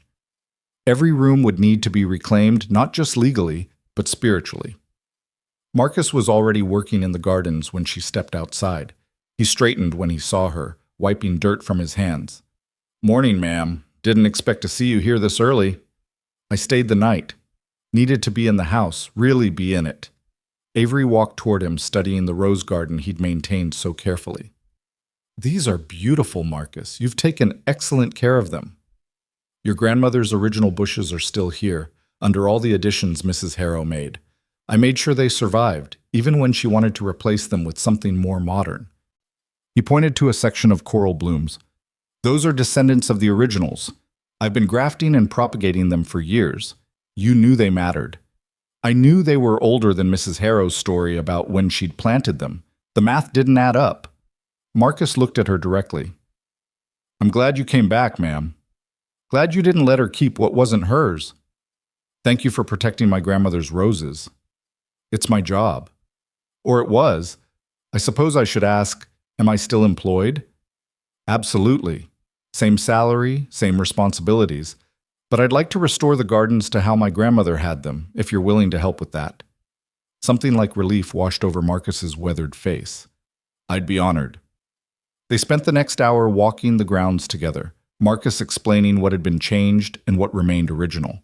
Vivian had added a pool, expanded the tennis court, and replaced several old growth trees with ornamental varieties that looked impressive but lacked the character of what had been there before. The greenhouse conversion to a yoga studio particularly pained Avery. Her grandmother had grown orchids there, rare varieties she'd cultivated with scientific precision. "Can it be converted back?" she asked. "It'll take work, but yes. The bones are good. We'd need to restore the climate control, replace the modern flooring with proper drainage, rebuild the potting stations." Marcus studied the structure critically. 6 months, maybe. If we do it right. Then let's do it right. Her phone buzzed. Sarah calling. "The U.S. Attorney wants to meet at 2 o'clock, Sarah said without preamble. "They've reviewed the documents we provided and want to discuss the scope of charges against Vivian Harrow. They're also asking about your intent regarding civil damages. I want the property clear and my family's name restored to all records. Beyond that, I'm not interested in destroying her financially. That's generous considering she lived rent-free in a $40 million estate for 17 years. Generosity has nothing to do with it. I want justice, not revenge. There's a difference. Sarah sighed. The prosecutor may not see it that way. They smell blood in the water, federal fraud case, wealthy defendant, clear evidence. This could be a career-making conviction. Then they'll have to make their career on someone else. I'll cooperate fully with the criminal case, but I won't be used as a prop for ambitious prosecutors who care more about headlines than proportional justice. I'll convey that, diplomatically. Sarah paused. There's something else. Madison Kingsley's attorney called. She wants to make a statement distancing herself from her mother's actions. Wants it on record that she had no knowledge of the fraud. That's wise. She's also asking if she can retrieve some personal items from the house before they leave for their honeymoon. Childhood photos. Some jewelry that belonged to her father. Things that have sentimental value, but no monetary worth. Avery considered this. Madison was a victim in this too. A young woman whose entire childhood had been built on a foundation of lies she'd never questioned because children don't question their parents' stories about home. Tell her yes, but I want an itemized list of what she's taking, photographed and documented. And she can't bring Vivian, just her and Trevor, supervised by you or someone you designate. Fair enough. I'll coordinate it for this afternoon before the U.S. Attorney meeting. After the call ended, Avery stood in what had been her father's study, now converted into some kind of home office with motivational posters and a standing desk. She remembered this room filled with law books, her father working late into the night on briefs and contracts, building the career that would eventually allow him to be generous to the Harrows when they needed help. That generosity had been repaid with 17 years of theft. She pulled out her phone and scrolled through the news coverage. Most of it was accurate, though some outlets had taken creative liberties with the narrative. A few opinion pieces questioned why she'd waited so long to reclaim the property, suggesting she'd been negligent in her duties as owner. Others praised her restraint and compassion in allowing Madison's wedding to continue. The comments sections were predictably toxic. People who knew nothing about the situation felt entitled to judge every decision she'd made. Some accused her of racism in reverse, claiming she was only pressing charges because Vivian was white. Others suggested the entire story was fabricated, that she couldn't possibly own such valuable property, that there must be some other explanation. Avery had spent enough years in courtrooms to know that public opinion was fickle and often wrong. What mattered was the law, the evidence, and the truth. Everything else was noise. A car pulled up the drive, a black Mercedes with government plates. Two people emerged, a woman in her 50s wearing a crisp suit and carrying a briefcase, and a younger man in his 30s with the eager expression of someone who smelled a career-making case. Avery met them at the door. Judge Collins. The woman extended her hand. I'm Assistant U.S. Attorney Rebecca Morrison. This is my colleague, Daniel Park. Thank you for meeting with us on such short notice. Of course. Please, come in. She led them to the library, the same room where Vivian had signed her confession less than 12 hours ago. The documents were gone now, secured in Sarah's office and backed up in multiple locations, but the energy of that moment lingered. Rebecca settled into a chair and opened her briefcase with practiced efficiency. I've reviewed the materials your attorney provided. The case against Vivian Harrow is substantial. Property fraud, tax evasion, false statements to government agencies, falsification of public records. We're looking at multiple federal counts, each carrying significant prison time. How significant? Avery asked. If we pursue maximum charges and she's convicted on all counts, we're talking 15 to 20 years. Daniel leaned forward, his enthusiasm barely contained. This is exactly the kind of case that sends a message about white-collar crime and property fraud. A wealthy woman who thought she could steal an estate and get away with it because of her social connections. Except she didn't get away with it, Avery said quietly. She's been caught, she's confessed, and she's facing consequences. The question is whether those consequences should be proportional to her crime or whether we're using her as an example. Rebecca and Daniel exchanged glances. Your Honor, Rebecca said carefully, I understand your position, But this woman lived in your property for 17 years without paying a cent in rent. She claimed ownership, filed fraudulent documents, and attempted to have you forcibly removed when you showed up. She showed no remorse until she was caught. She showed remorse when she realized she was caught. There's a difference. Avery met Rebecca's eyes steadily. I'm not saying she shouldn't face charges. I'm saying the charges should fit the actual harm done, not the symbolic value of prosecuting a wealthy white woman who committed fraud against a black federal judge. Daniel opened his mouth to protest, but Rebecca silenced him with a gesture. What would you consider proportional? Rebecca asked. Guilty plea to the core charges, fraud and tax evasion, suspended sentence with strict probation terms, full financial restitution for the fair market rent she should have paid over 17 years, plus legal costs, community service focused on housing fraud prevention, and her cooperation in any civil actions I choose to pursue. That's extremely lenient. It's proportional. She's a widow who made terrible decisions based on bad advice from her late husband. She's lost her home, her reputation, and her daughter's respect. She'll spend the rest of her life known as the woman who tried to steal a federal judge's estate. That's not nothing. It's also not 15 years in federal prison, Daniel said. No, it's not. Because 15 years in federal prison is what we give to people who commit violent crimes or large-scale financial fraud that destroys multiple lives. Vivian Harrow lived in a house she shouldn't have and lied about owning it.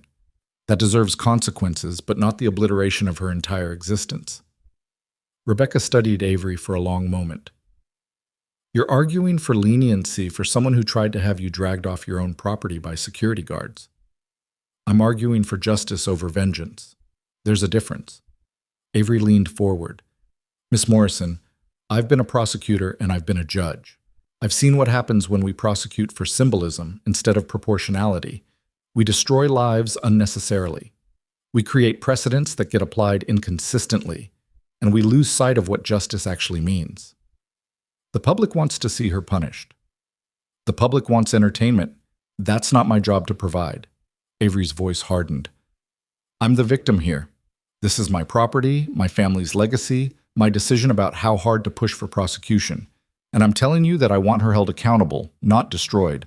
But Daniel looked like he wanted to argue, but Rebecca was nodding slowly. All right, Rebecca said. I'll take your recommendation to my superiors, but I can't promise they'll agree. This is a high-profile case.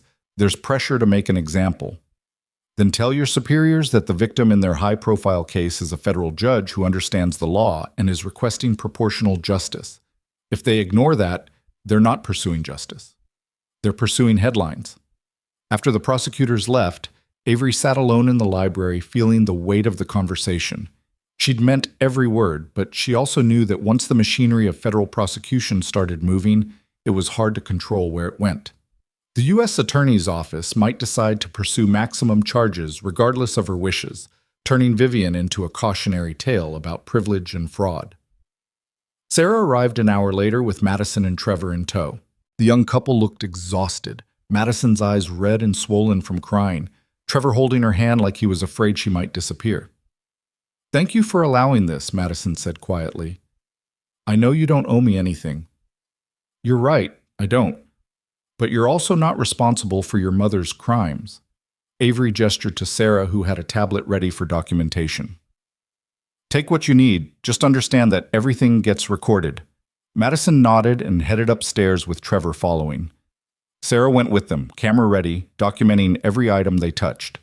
Avery waited in the living room, listening to footsteps overhead and the occasional murmur of conversation. She thought about what it must feel like to pack up childhood memories from a house you'd believed was yours, knowing now that every moment there had been built on a lie. 20 minutes later, Madison came back down carrying a small box. Her eyes were wet again. I found my baby book, she said, her voice breaking. My first day of school pictures, photos of my dad. I thought this was our family home. I thought these memories belonged here. They do belong somewhere, Avery said gently. Just not here. But that doesn't make them less real. Your father loved you. Those moments happened. They're just located on someone else's property. That's all. How am I supposed to remember my childhood without hating every memory? It was a fair question, one Avery didn't have a good answer for. By remembering that you were a child, she said finally, children don't choose where they live or question their parents' stories about home. You loved your father. You grew up in a beautiful place, and you have genuine memories of happiness. Those things are real, even if the ownership was false. Madison clutched her box tighter. My mother destroyed everything. Our family, my memories, my wedding day, everything. She made terrible choices. But you're not her. You don't have to carry her guilt. Everyone thinks I'm complicit, that I must have known, that I'm just as bad as she is. Then prove them wrong, Avery said. Live honestly. Build something real. Show them that you learned from your mother's mistakes instead of repeating them. Trevor stepped forward, his hand on Madison's shoulder. Judge Collins, I want you to know that I'll make sure Madison understands what really happened here. That she doesn't romanticize or excuse any of it. She deserves to build a life on truth, not more lies. Good man, Avery said. Keep being that person, Trevor, the one who learned from his mistakes, the one who chose honesty even when it's hard. Yes, Your Honor. After they left, Sarah showed Avery the documentation, photos of every item Madison had taken, detailed descriptions, estimated values. Nothing of significant monetary worth, just personal items that Vivian couldn't claim were part of the estate. She's genuinely devastated, Sarah observed. That wasn't performance. That was real grief. I know, which is why I'm not interested in punishing her. Avery looked at the list one more time, then signed off on it. She'll carry this for the rest of her life. That's consequence enough. The rest of the day brought a parade of appointments. The property management company that had been secretly reporting to Avery for years. Insurance adjusters documenting the state of the house. Contractors Marcus had recommended for the greenhouse restoration. Each meeting reinforced the reality that this place was hers now, completely and officially. By evening, Avery was exhausted. She stood on the back porch watching the sunset over the Atlantic, the same view her grandparents had loved, and felt the full weight of inheritance. This wasn't just property. It was legacy, responsibility, history that demanded to be honored. Her phone rang, an unfamiliar number with a Manhattan area code. Judge Collins? This is Patricia Kingsley. Trevor's mother's voice was tight with controlled emotion. I hope I'm not disturbing you. Not at all. I wanted to apologize for my family's role in what happened. We attended that wedding without questioning Vivian's story about the property. We should have done due diligence. Mrs. Kingsley, you were guests at a wedding. You're not responsible for verifying property ownership before attending social events. Still, we celebrated on stolen land. That matters. Patricia paused. I also wanted you to know that the Kingsley family will not be associated with the Harrows going forward. Whatever social connections existed before, they're severed now. We don't condone fraud regardless of who commits it. It was the kind of phone call that had less to do with apology and more to do with protecting reputation. Patricia was drawing clear lines, making sure no one could accuse the Kingsley family of being complicit. I appreciate you calling, Avery said neutrally. There's one more thing. Trevor told me what you said to Madison about not carrying her mother's guilt. That was kind. More kind than Vivian Harrow deserved. It wasn't for Vivian. It was for Madison. Still, thank you. Patricia's voice softened slightly. Trevor speaks very highly of you, says you saved his life when you could have destroyed it. I'm grateful for that. And I'm sorry that woman tried to steal from you. After the call ended, Avery sat on the porch steps and let herself feel the surreal quality of the past 24 hours. Yesterday morning, she'd been a federal judge, planning a quiet visit to her family's estate to mark her father's birthday. Now she was the center of a national news story, negotiating with federal prosecutors and receiving apologies from high society families trying to distance themselves from scandal. Her phone buzzed with another text from Sarah. U.S. Attorney's Office has agreed to your recommended charges. Guilty plea deal offered to Vivian through her attorney. If she accepts, suspended sentence with probation and restitution. They're giving her 48 hours to decide. Avery typed back, Good. Keep me posted. She knew Vivian would take the deal. The alternative was a trial that would expose every detail of her fraud to public scrutiny, with the possibility of actual prison time if a jury convicted her on all counts. A suspended sentence with restitution was mercy, even if it didn't feel like it to Vivian. Marcus appeared around the corner of the house, carrying tools back to the shed. "Beautiful evening," he called out. "It is. My grandmother loved this time of day." She'd sit right where you're sitting and watch the light change. Marcus came closer, leaning against the porch railing. "She told me once that sunsets reminded her that beautiful things can end and the world keeps going, that nothing lasts forever except the land itself." She was right. She usually was. Marcus studied Avery for a moment. "You planning to live here full-time, ma'am? Or is this going to be a weekend place?" "I don't know yet. My chambers are in Manhattan. Living out here would mean a significant commute. A lot of judges keep places in the Hamptons for weekends and summers." "True. But this isn't just a weekend house. It's my family's legacy. It feels wrong to treat it like a vacation home." "Then what will you do with it?" It was the question Avery had been avoiding. This property was worth tens of millions of dollars. She could sell it, use the money for any number of worthy causes. She could rent it to generate income. She could turn it into something public-facing, a museum, a retreat center, an educational facility. But all of those options felt like abandoning what her grandparents had built. "I think," she said slowly, "I need to live here, at least for a while. Need to understand what it means to occupy this space as the rightful owner. Then I can decide what comes next." Marcus nodded like this made perfect sense. "Your grandmother would approve. She always said this house needed to be lived in to stay alive. Empty houses die, she'd say.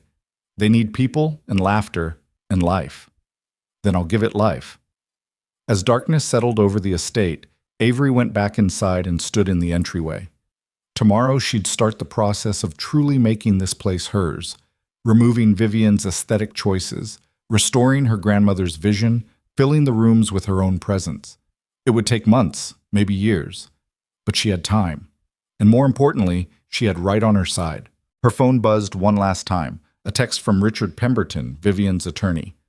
"Client accepts plea deal. Will sign tomorrow morning.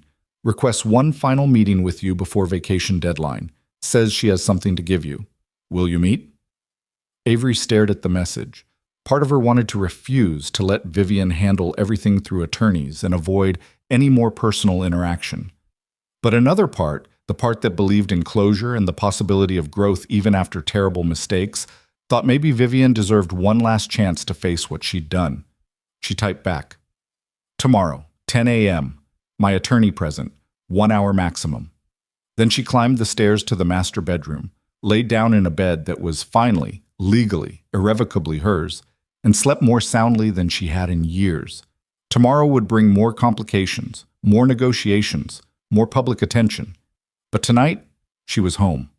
And that was everything. Morning arrived with fog rolling in from the Atlantic, wrapping the estate in a gray softness that muted sound and blurred edges. Avery watched it from the kitchen window while coffee brewed, remembering how her grandmother used to say foggy mornings were the earth keeping secrets.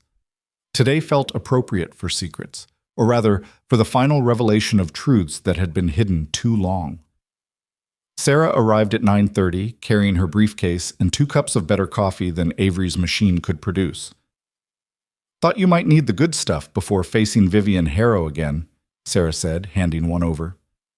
"You're not wrong." Avery took a grateful sip. "Any idea what she wants to give me?"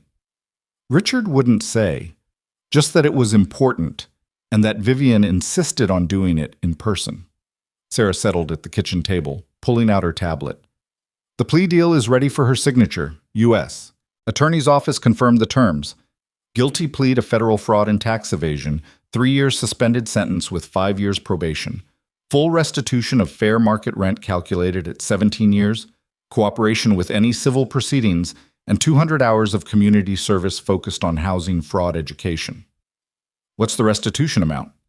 "They calculated fair market rent for a property of this value at approximately $35,000 per month. Over 17 years, that's $7.1 million. Avery whistled softly. "That'll bankrupt her." "That's the point. She lived here for free while you paid the real taxes. This makes her whole the rent she should have paid." Sarah paused. "Though between you and me, I doubt she has $7 million liquid. She'll probably have to set up a payment plan that'll take the rest of her life." "Good. She should spend the rest of her life paying for what she took. At exactly 10 o'clock, a car pulled up. Not Vivian's usual Mercedes, but a more modest sedan that Richard Pemberton must have arranged. Vivian emerged looking like she'd aged another decade overnight. She wore simple black pants and a gray sweater, no jewelry, no makeup to hide the evidence of crying. She carried a large envelope and a smaller box.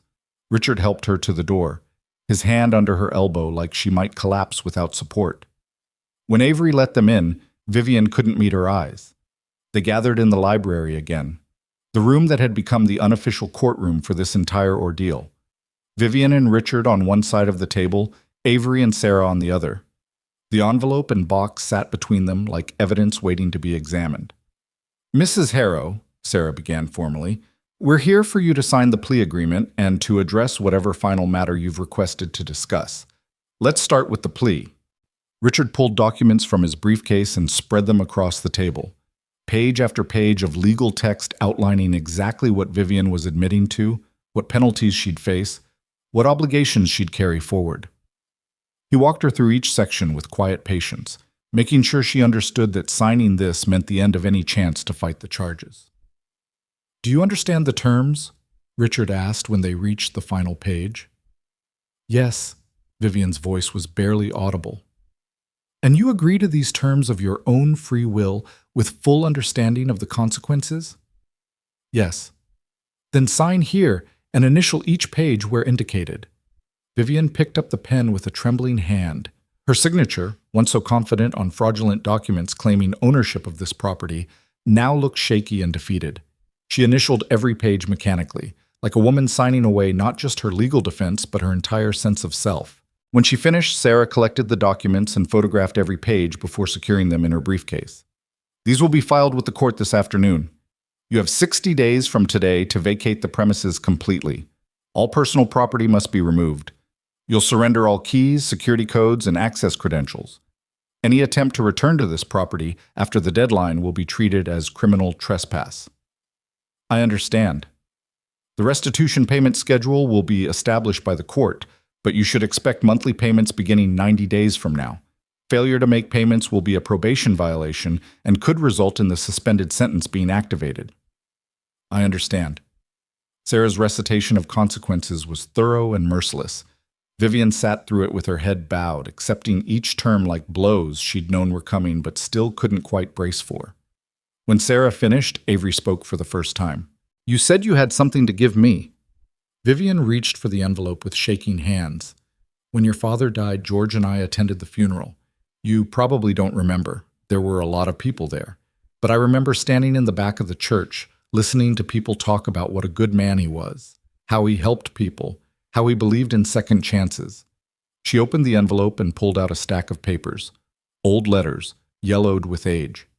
"These are the letters your father and George exchanged when we first moved here. The ones where George explained our situation and your father agreed to let us stay temporarily. I found them in George's papers after he died. I should have given them to you years ago, but..." Her voice broke. "I convinced myself they didn't matter, that the situation had changed, that I deserved to be here." Avery took the letters carefully. Her father's handwriting, precise, legal, compassionate. She recognized it instantly, and something in her chest tightened. "There's more," Vivian said, pushing the box forward. "When we first moved in, I found these in the attic. I think they belonged to your grandmother. I kept them because they were beautiful, and I told myself I was preserving them. But really, I was stealing them, just like I stole everything else." Avery opened the box.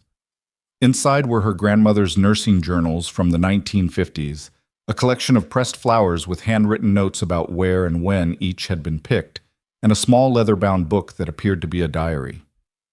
"Oh," Avery breathed. "I thought these were lost. My father looked for them after she died. He wanted to preserve her memories." "I'm sorry." Vivian's tears were flowing freely now. "I'm sorry I took them. I'm sorry I took everything. I'm sorry I spent 17 years pretending this was mine when I always knew, it wasn't." "Then why did you do it?" Avery looked up from the journals, meeting Vivian's eyes directly. "You had a temporary arrangement. You could have been grateful for that and planned accordingly. Why did you convince yourself you owned it?" Vivian was silent for a long moment, struggling with something internal. Because it was easier, she said finally. Easier than admitting I was living on someone else's charity. Easier than facing my friends and society connections with the truth that we'd lost everything and were only here because a kind man took pity on us. Easier than accepting that I'd failed to secure my daughter's future and we were one step from losing even the borrowed roof over our heads. So you lied. So I lied. And the longer I lied, the more real it became in my head.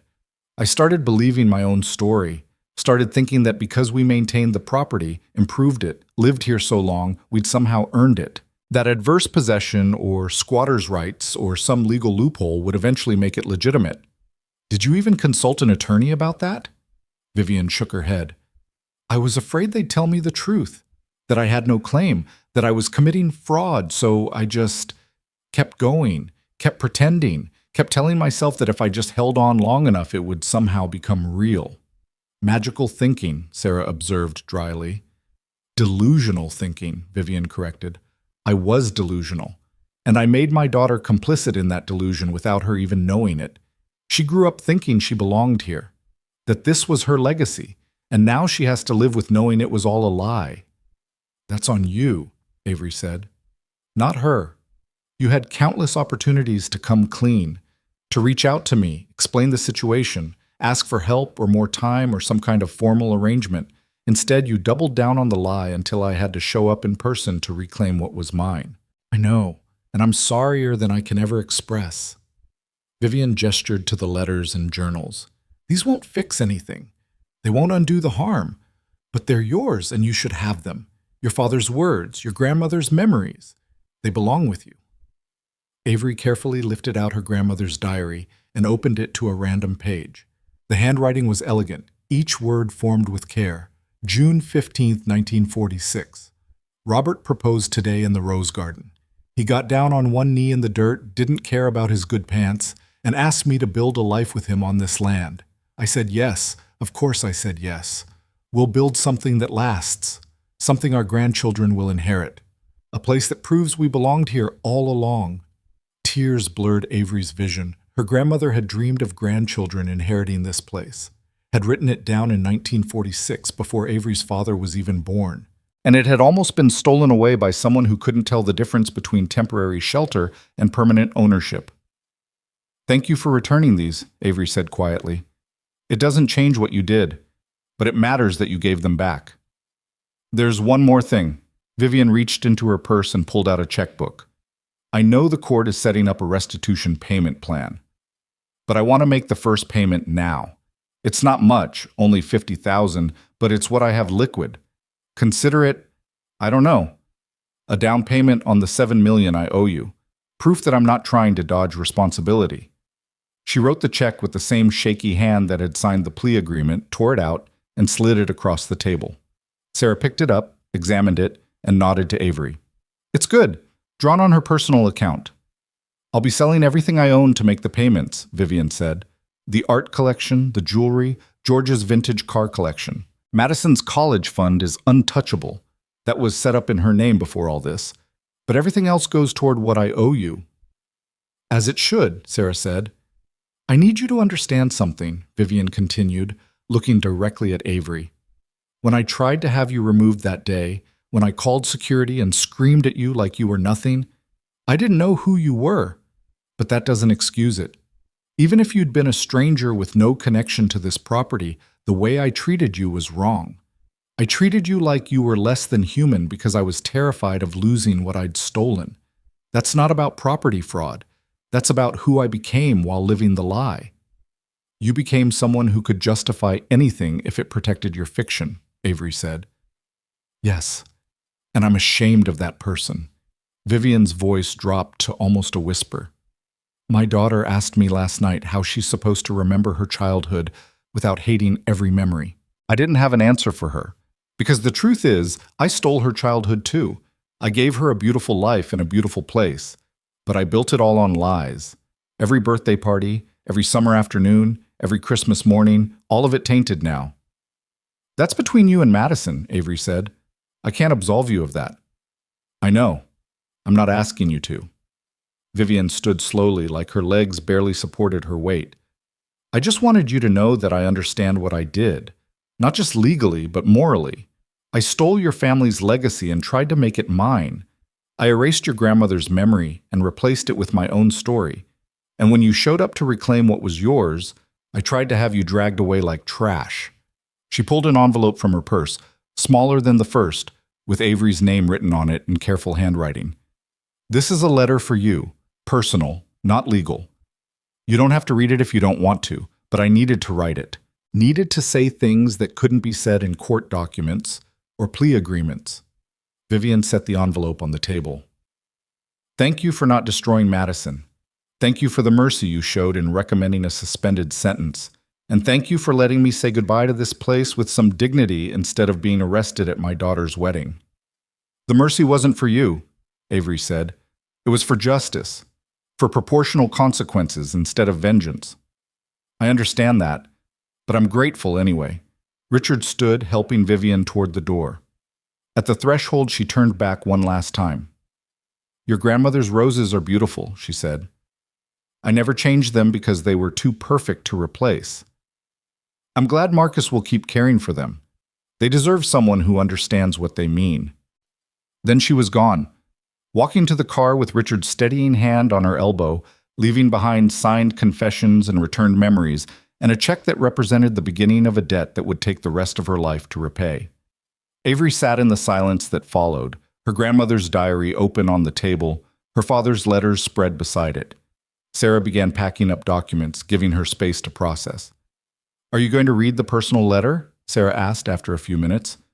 Eventually, not now. Avery closed the diary gently. Right now I need to focus on what comes next, restoring this place, making it mine not just legally, but spiritually. Speaking of which, Sarah pulled out her tablet. I've been working on some ideas for how to honor your family's legacy here. Would you like to hear them? Go ahead. Option 1. You live here full-time. Make it your primary residence. You'd have a commute to Manhattan, but plenty of judges do it. The house becomes your home, the way it was meant to be. That's what I'm leaning toward, at least for a while. Option 2. You establish a foundation. Turn part of the property into a scholarship program for students studying law, particularly students from underrepresented communities. Your grandparents built this place to prove Black Americans belonged in spaces they'd been excluded from. A scholarship program continues that mission. Avery felt something warm bloom in her chest. I like that, but not instead of living here. In addition to. Agreed. Option 3, and this one's more ambitious. You create a historical preservation project. Document your family's story, the history of Black property ownership in the Hamptons, the resistance they faced and overcame. Make it educational. Make it matter beyond just your personal legacy. All of the above, Avery said decisively.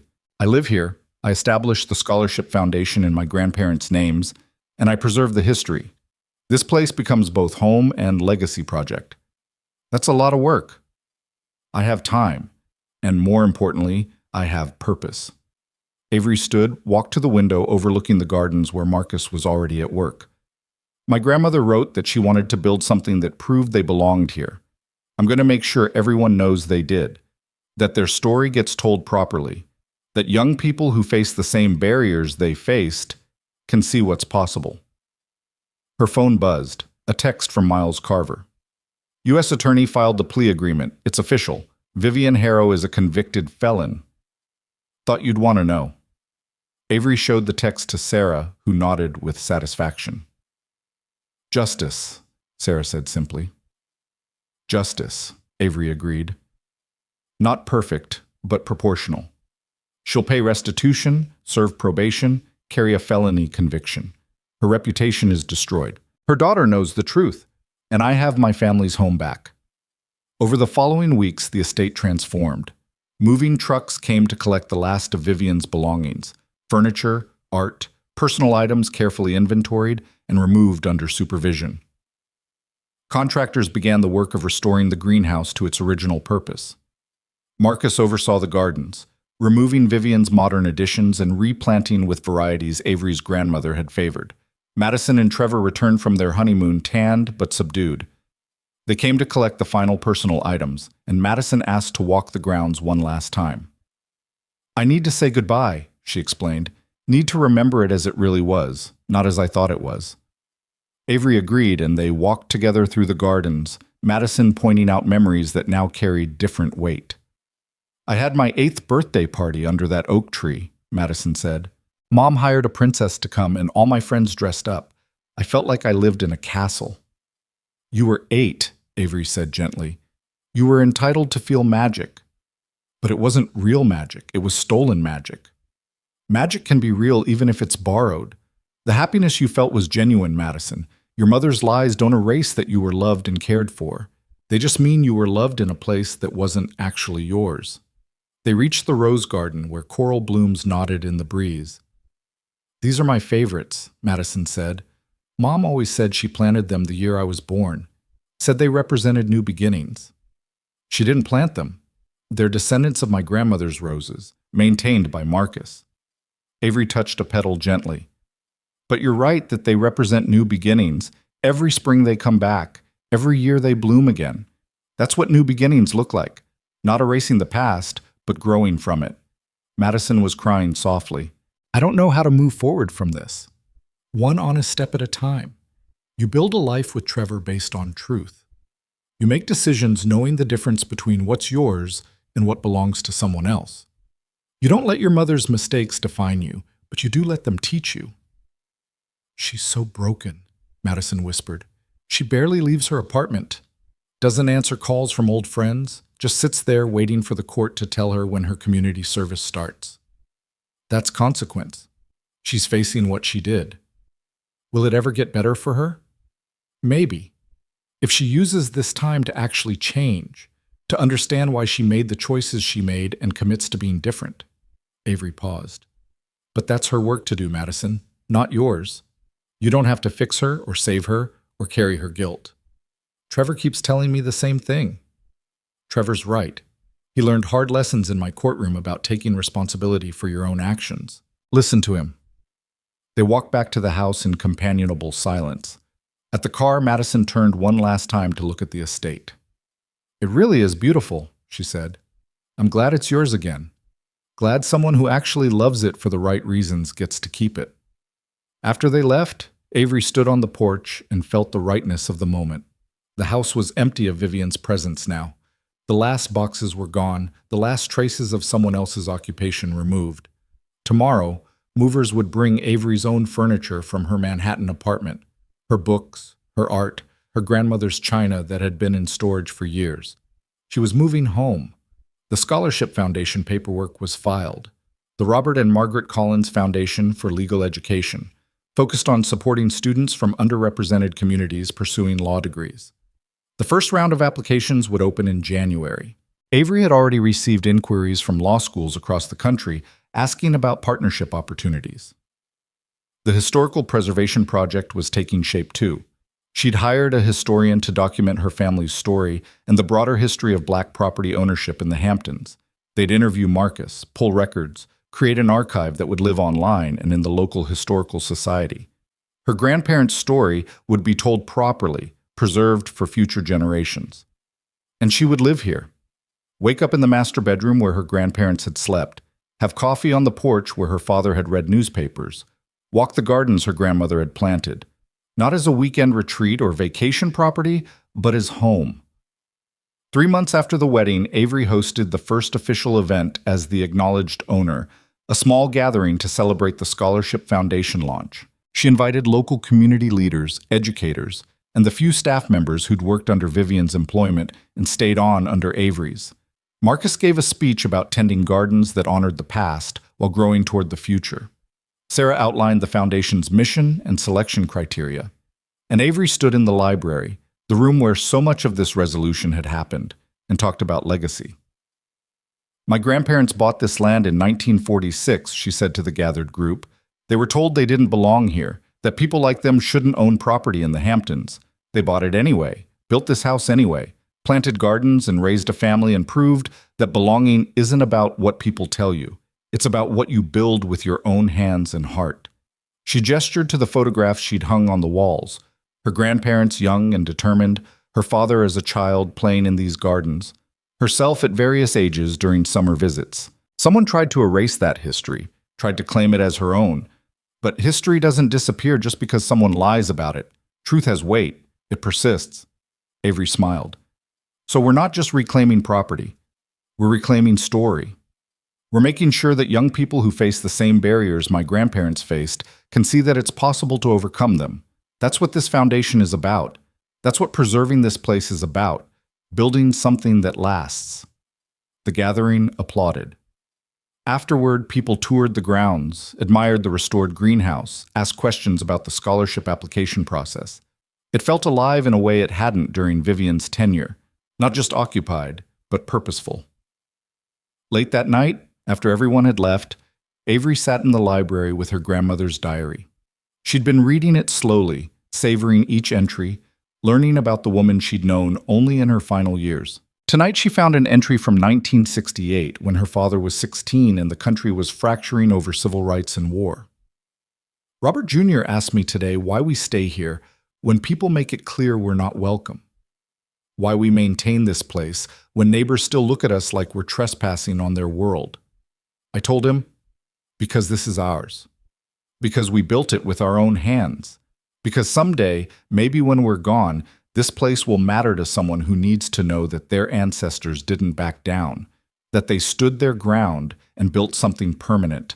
That's legacy, I told him, not just property, proof. Avery closed the diary and sat with those words. Proof. That's what this place represented. Proof that her grandparents had belonged, had built something lasting, had created space for future generations even when the present tried to deny them. Vivian Harrow had tried to steal that proof, had almost succeeded in erasing it completely.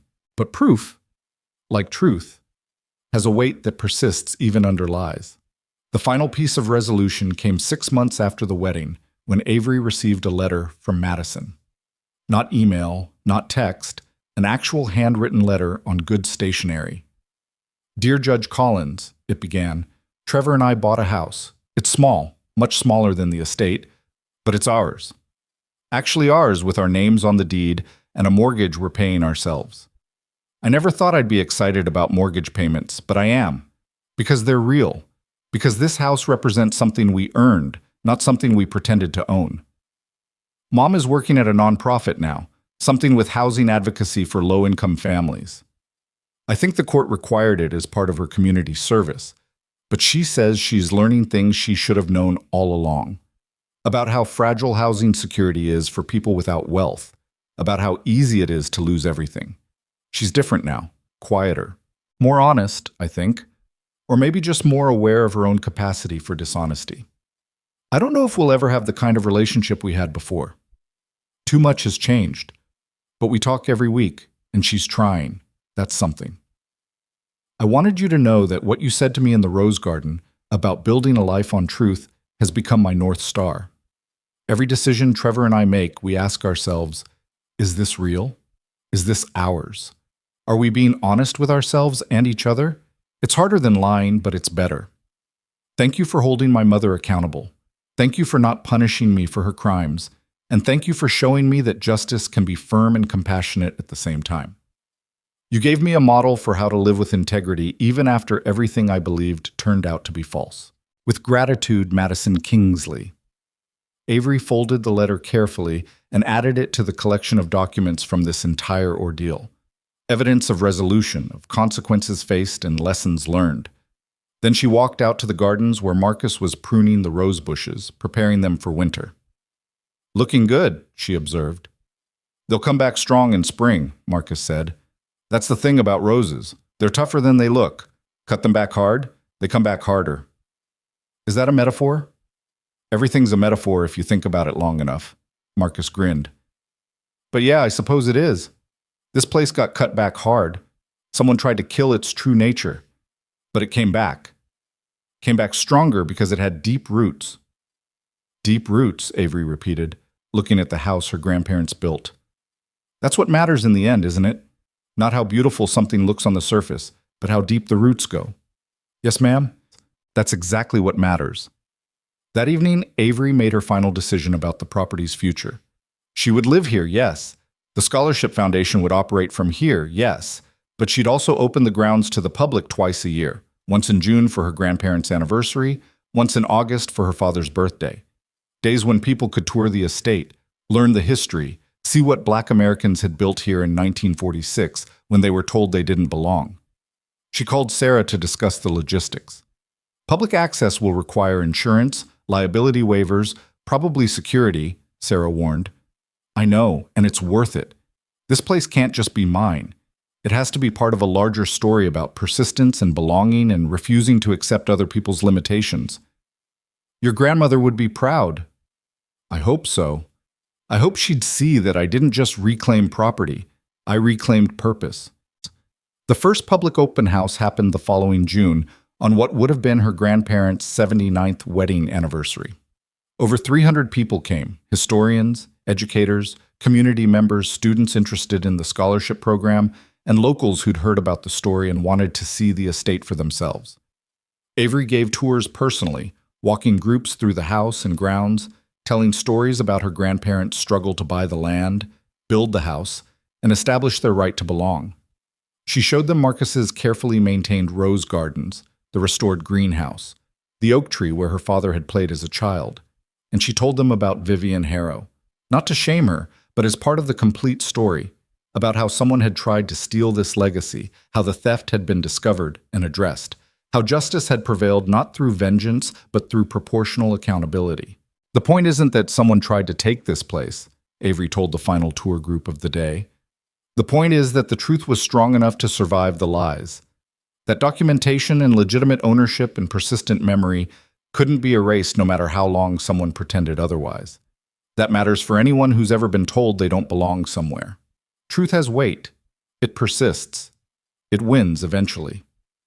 As the sun set on that June evening, Avery stood alone in the rose garden, the place where this entire confrontation had begun almost a year ago, the place where Vivian had tried to have her removed, where she'd stood her ground and begun the process of reclamation.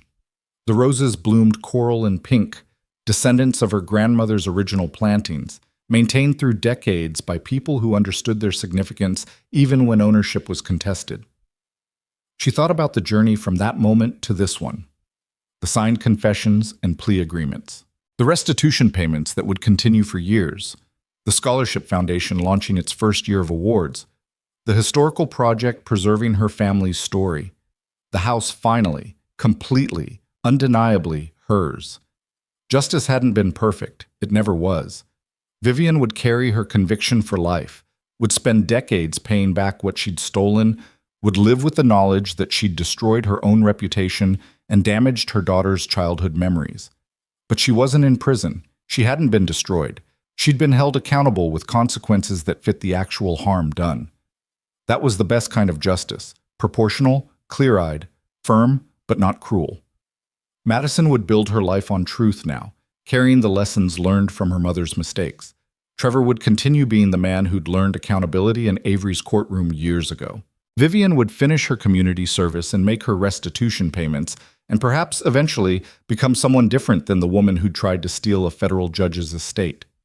And Avery would live here, in the house her grandparents built, surrounded by their memory and continuing their mission of proving that belonging wasn't something you were given. It was something you built and defended and passed on. She touched a coral rose bloom soft as silk. I kept it, Grandma, she said quietly to the evening air. Someone tried to take it, but I got it back. Your home, your legacy, your proof that we belonged here all along. The rose nodded in the breeze, persistent and beautiful, rooted deep in soil that had held it for 79 years and would hold it for 79 more. Avery walked back to the house as stars appeared overhead. Tomorrow would bring more work, foundation business, preservation project meetings, her regular caseload in Manhattan. But tonight, she was just a woman walking into her family home after a long journey back to a place she'd never really left. She climbed the stairs to the master bedroom, paused at the window to look out at the grounds bathed in moonlight, and felt complete in a way she hadn't felt since her father died. This was home. Not because of the monetary value or the prestigious address or the social cachet of owning a Hamptons estate, but because her grandparents had dreamed it into existence had built it with their own hands, had stood their ground when told they didn't belong, and had passed it down to a granddaughter who'd learned their lessons about persistence and truth and the kind of justice that heals rather than just punishes. Somewhere in the distance, the Atlantic rolled in with eternal patience, wearing down stone and building up sand, changing everything while remaining essentially itself. Like this place. Like this family. Like the truth that had survived 17 years of lies and emerged stronger for having been tested. Avery climbed into bed, in her house, on her land, and slept the deep sleep of someone who'd fought for what mattered, and won not through violence or vengeance, but through the persistent, unstoppable force of justice properly applied. Outside, the roses grew. The gardens thrived. The house settled into its foundations, secure in the knowledge that its rightful owner had finally, completely come home. And that was how Avery Collins reclaimed not just property, but legacy. Not just land, but story. Not just her inheritance, but her family's place in history, and her own place in the continuing narrative of people who refuse to accept that they don't belong. She belonged here. She'd always belonged here. And now, finally, everyone knew it.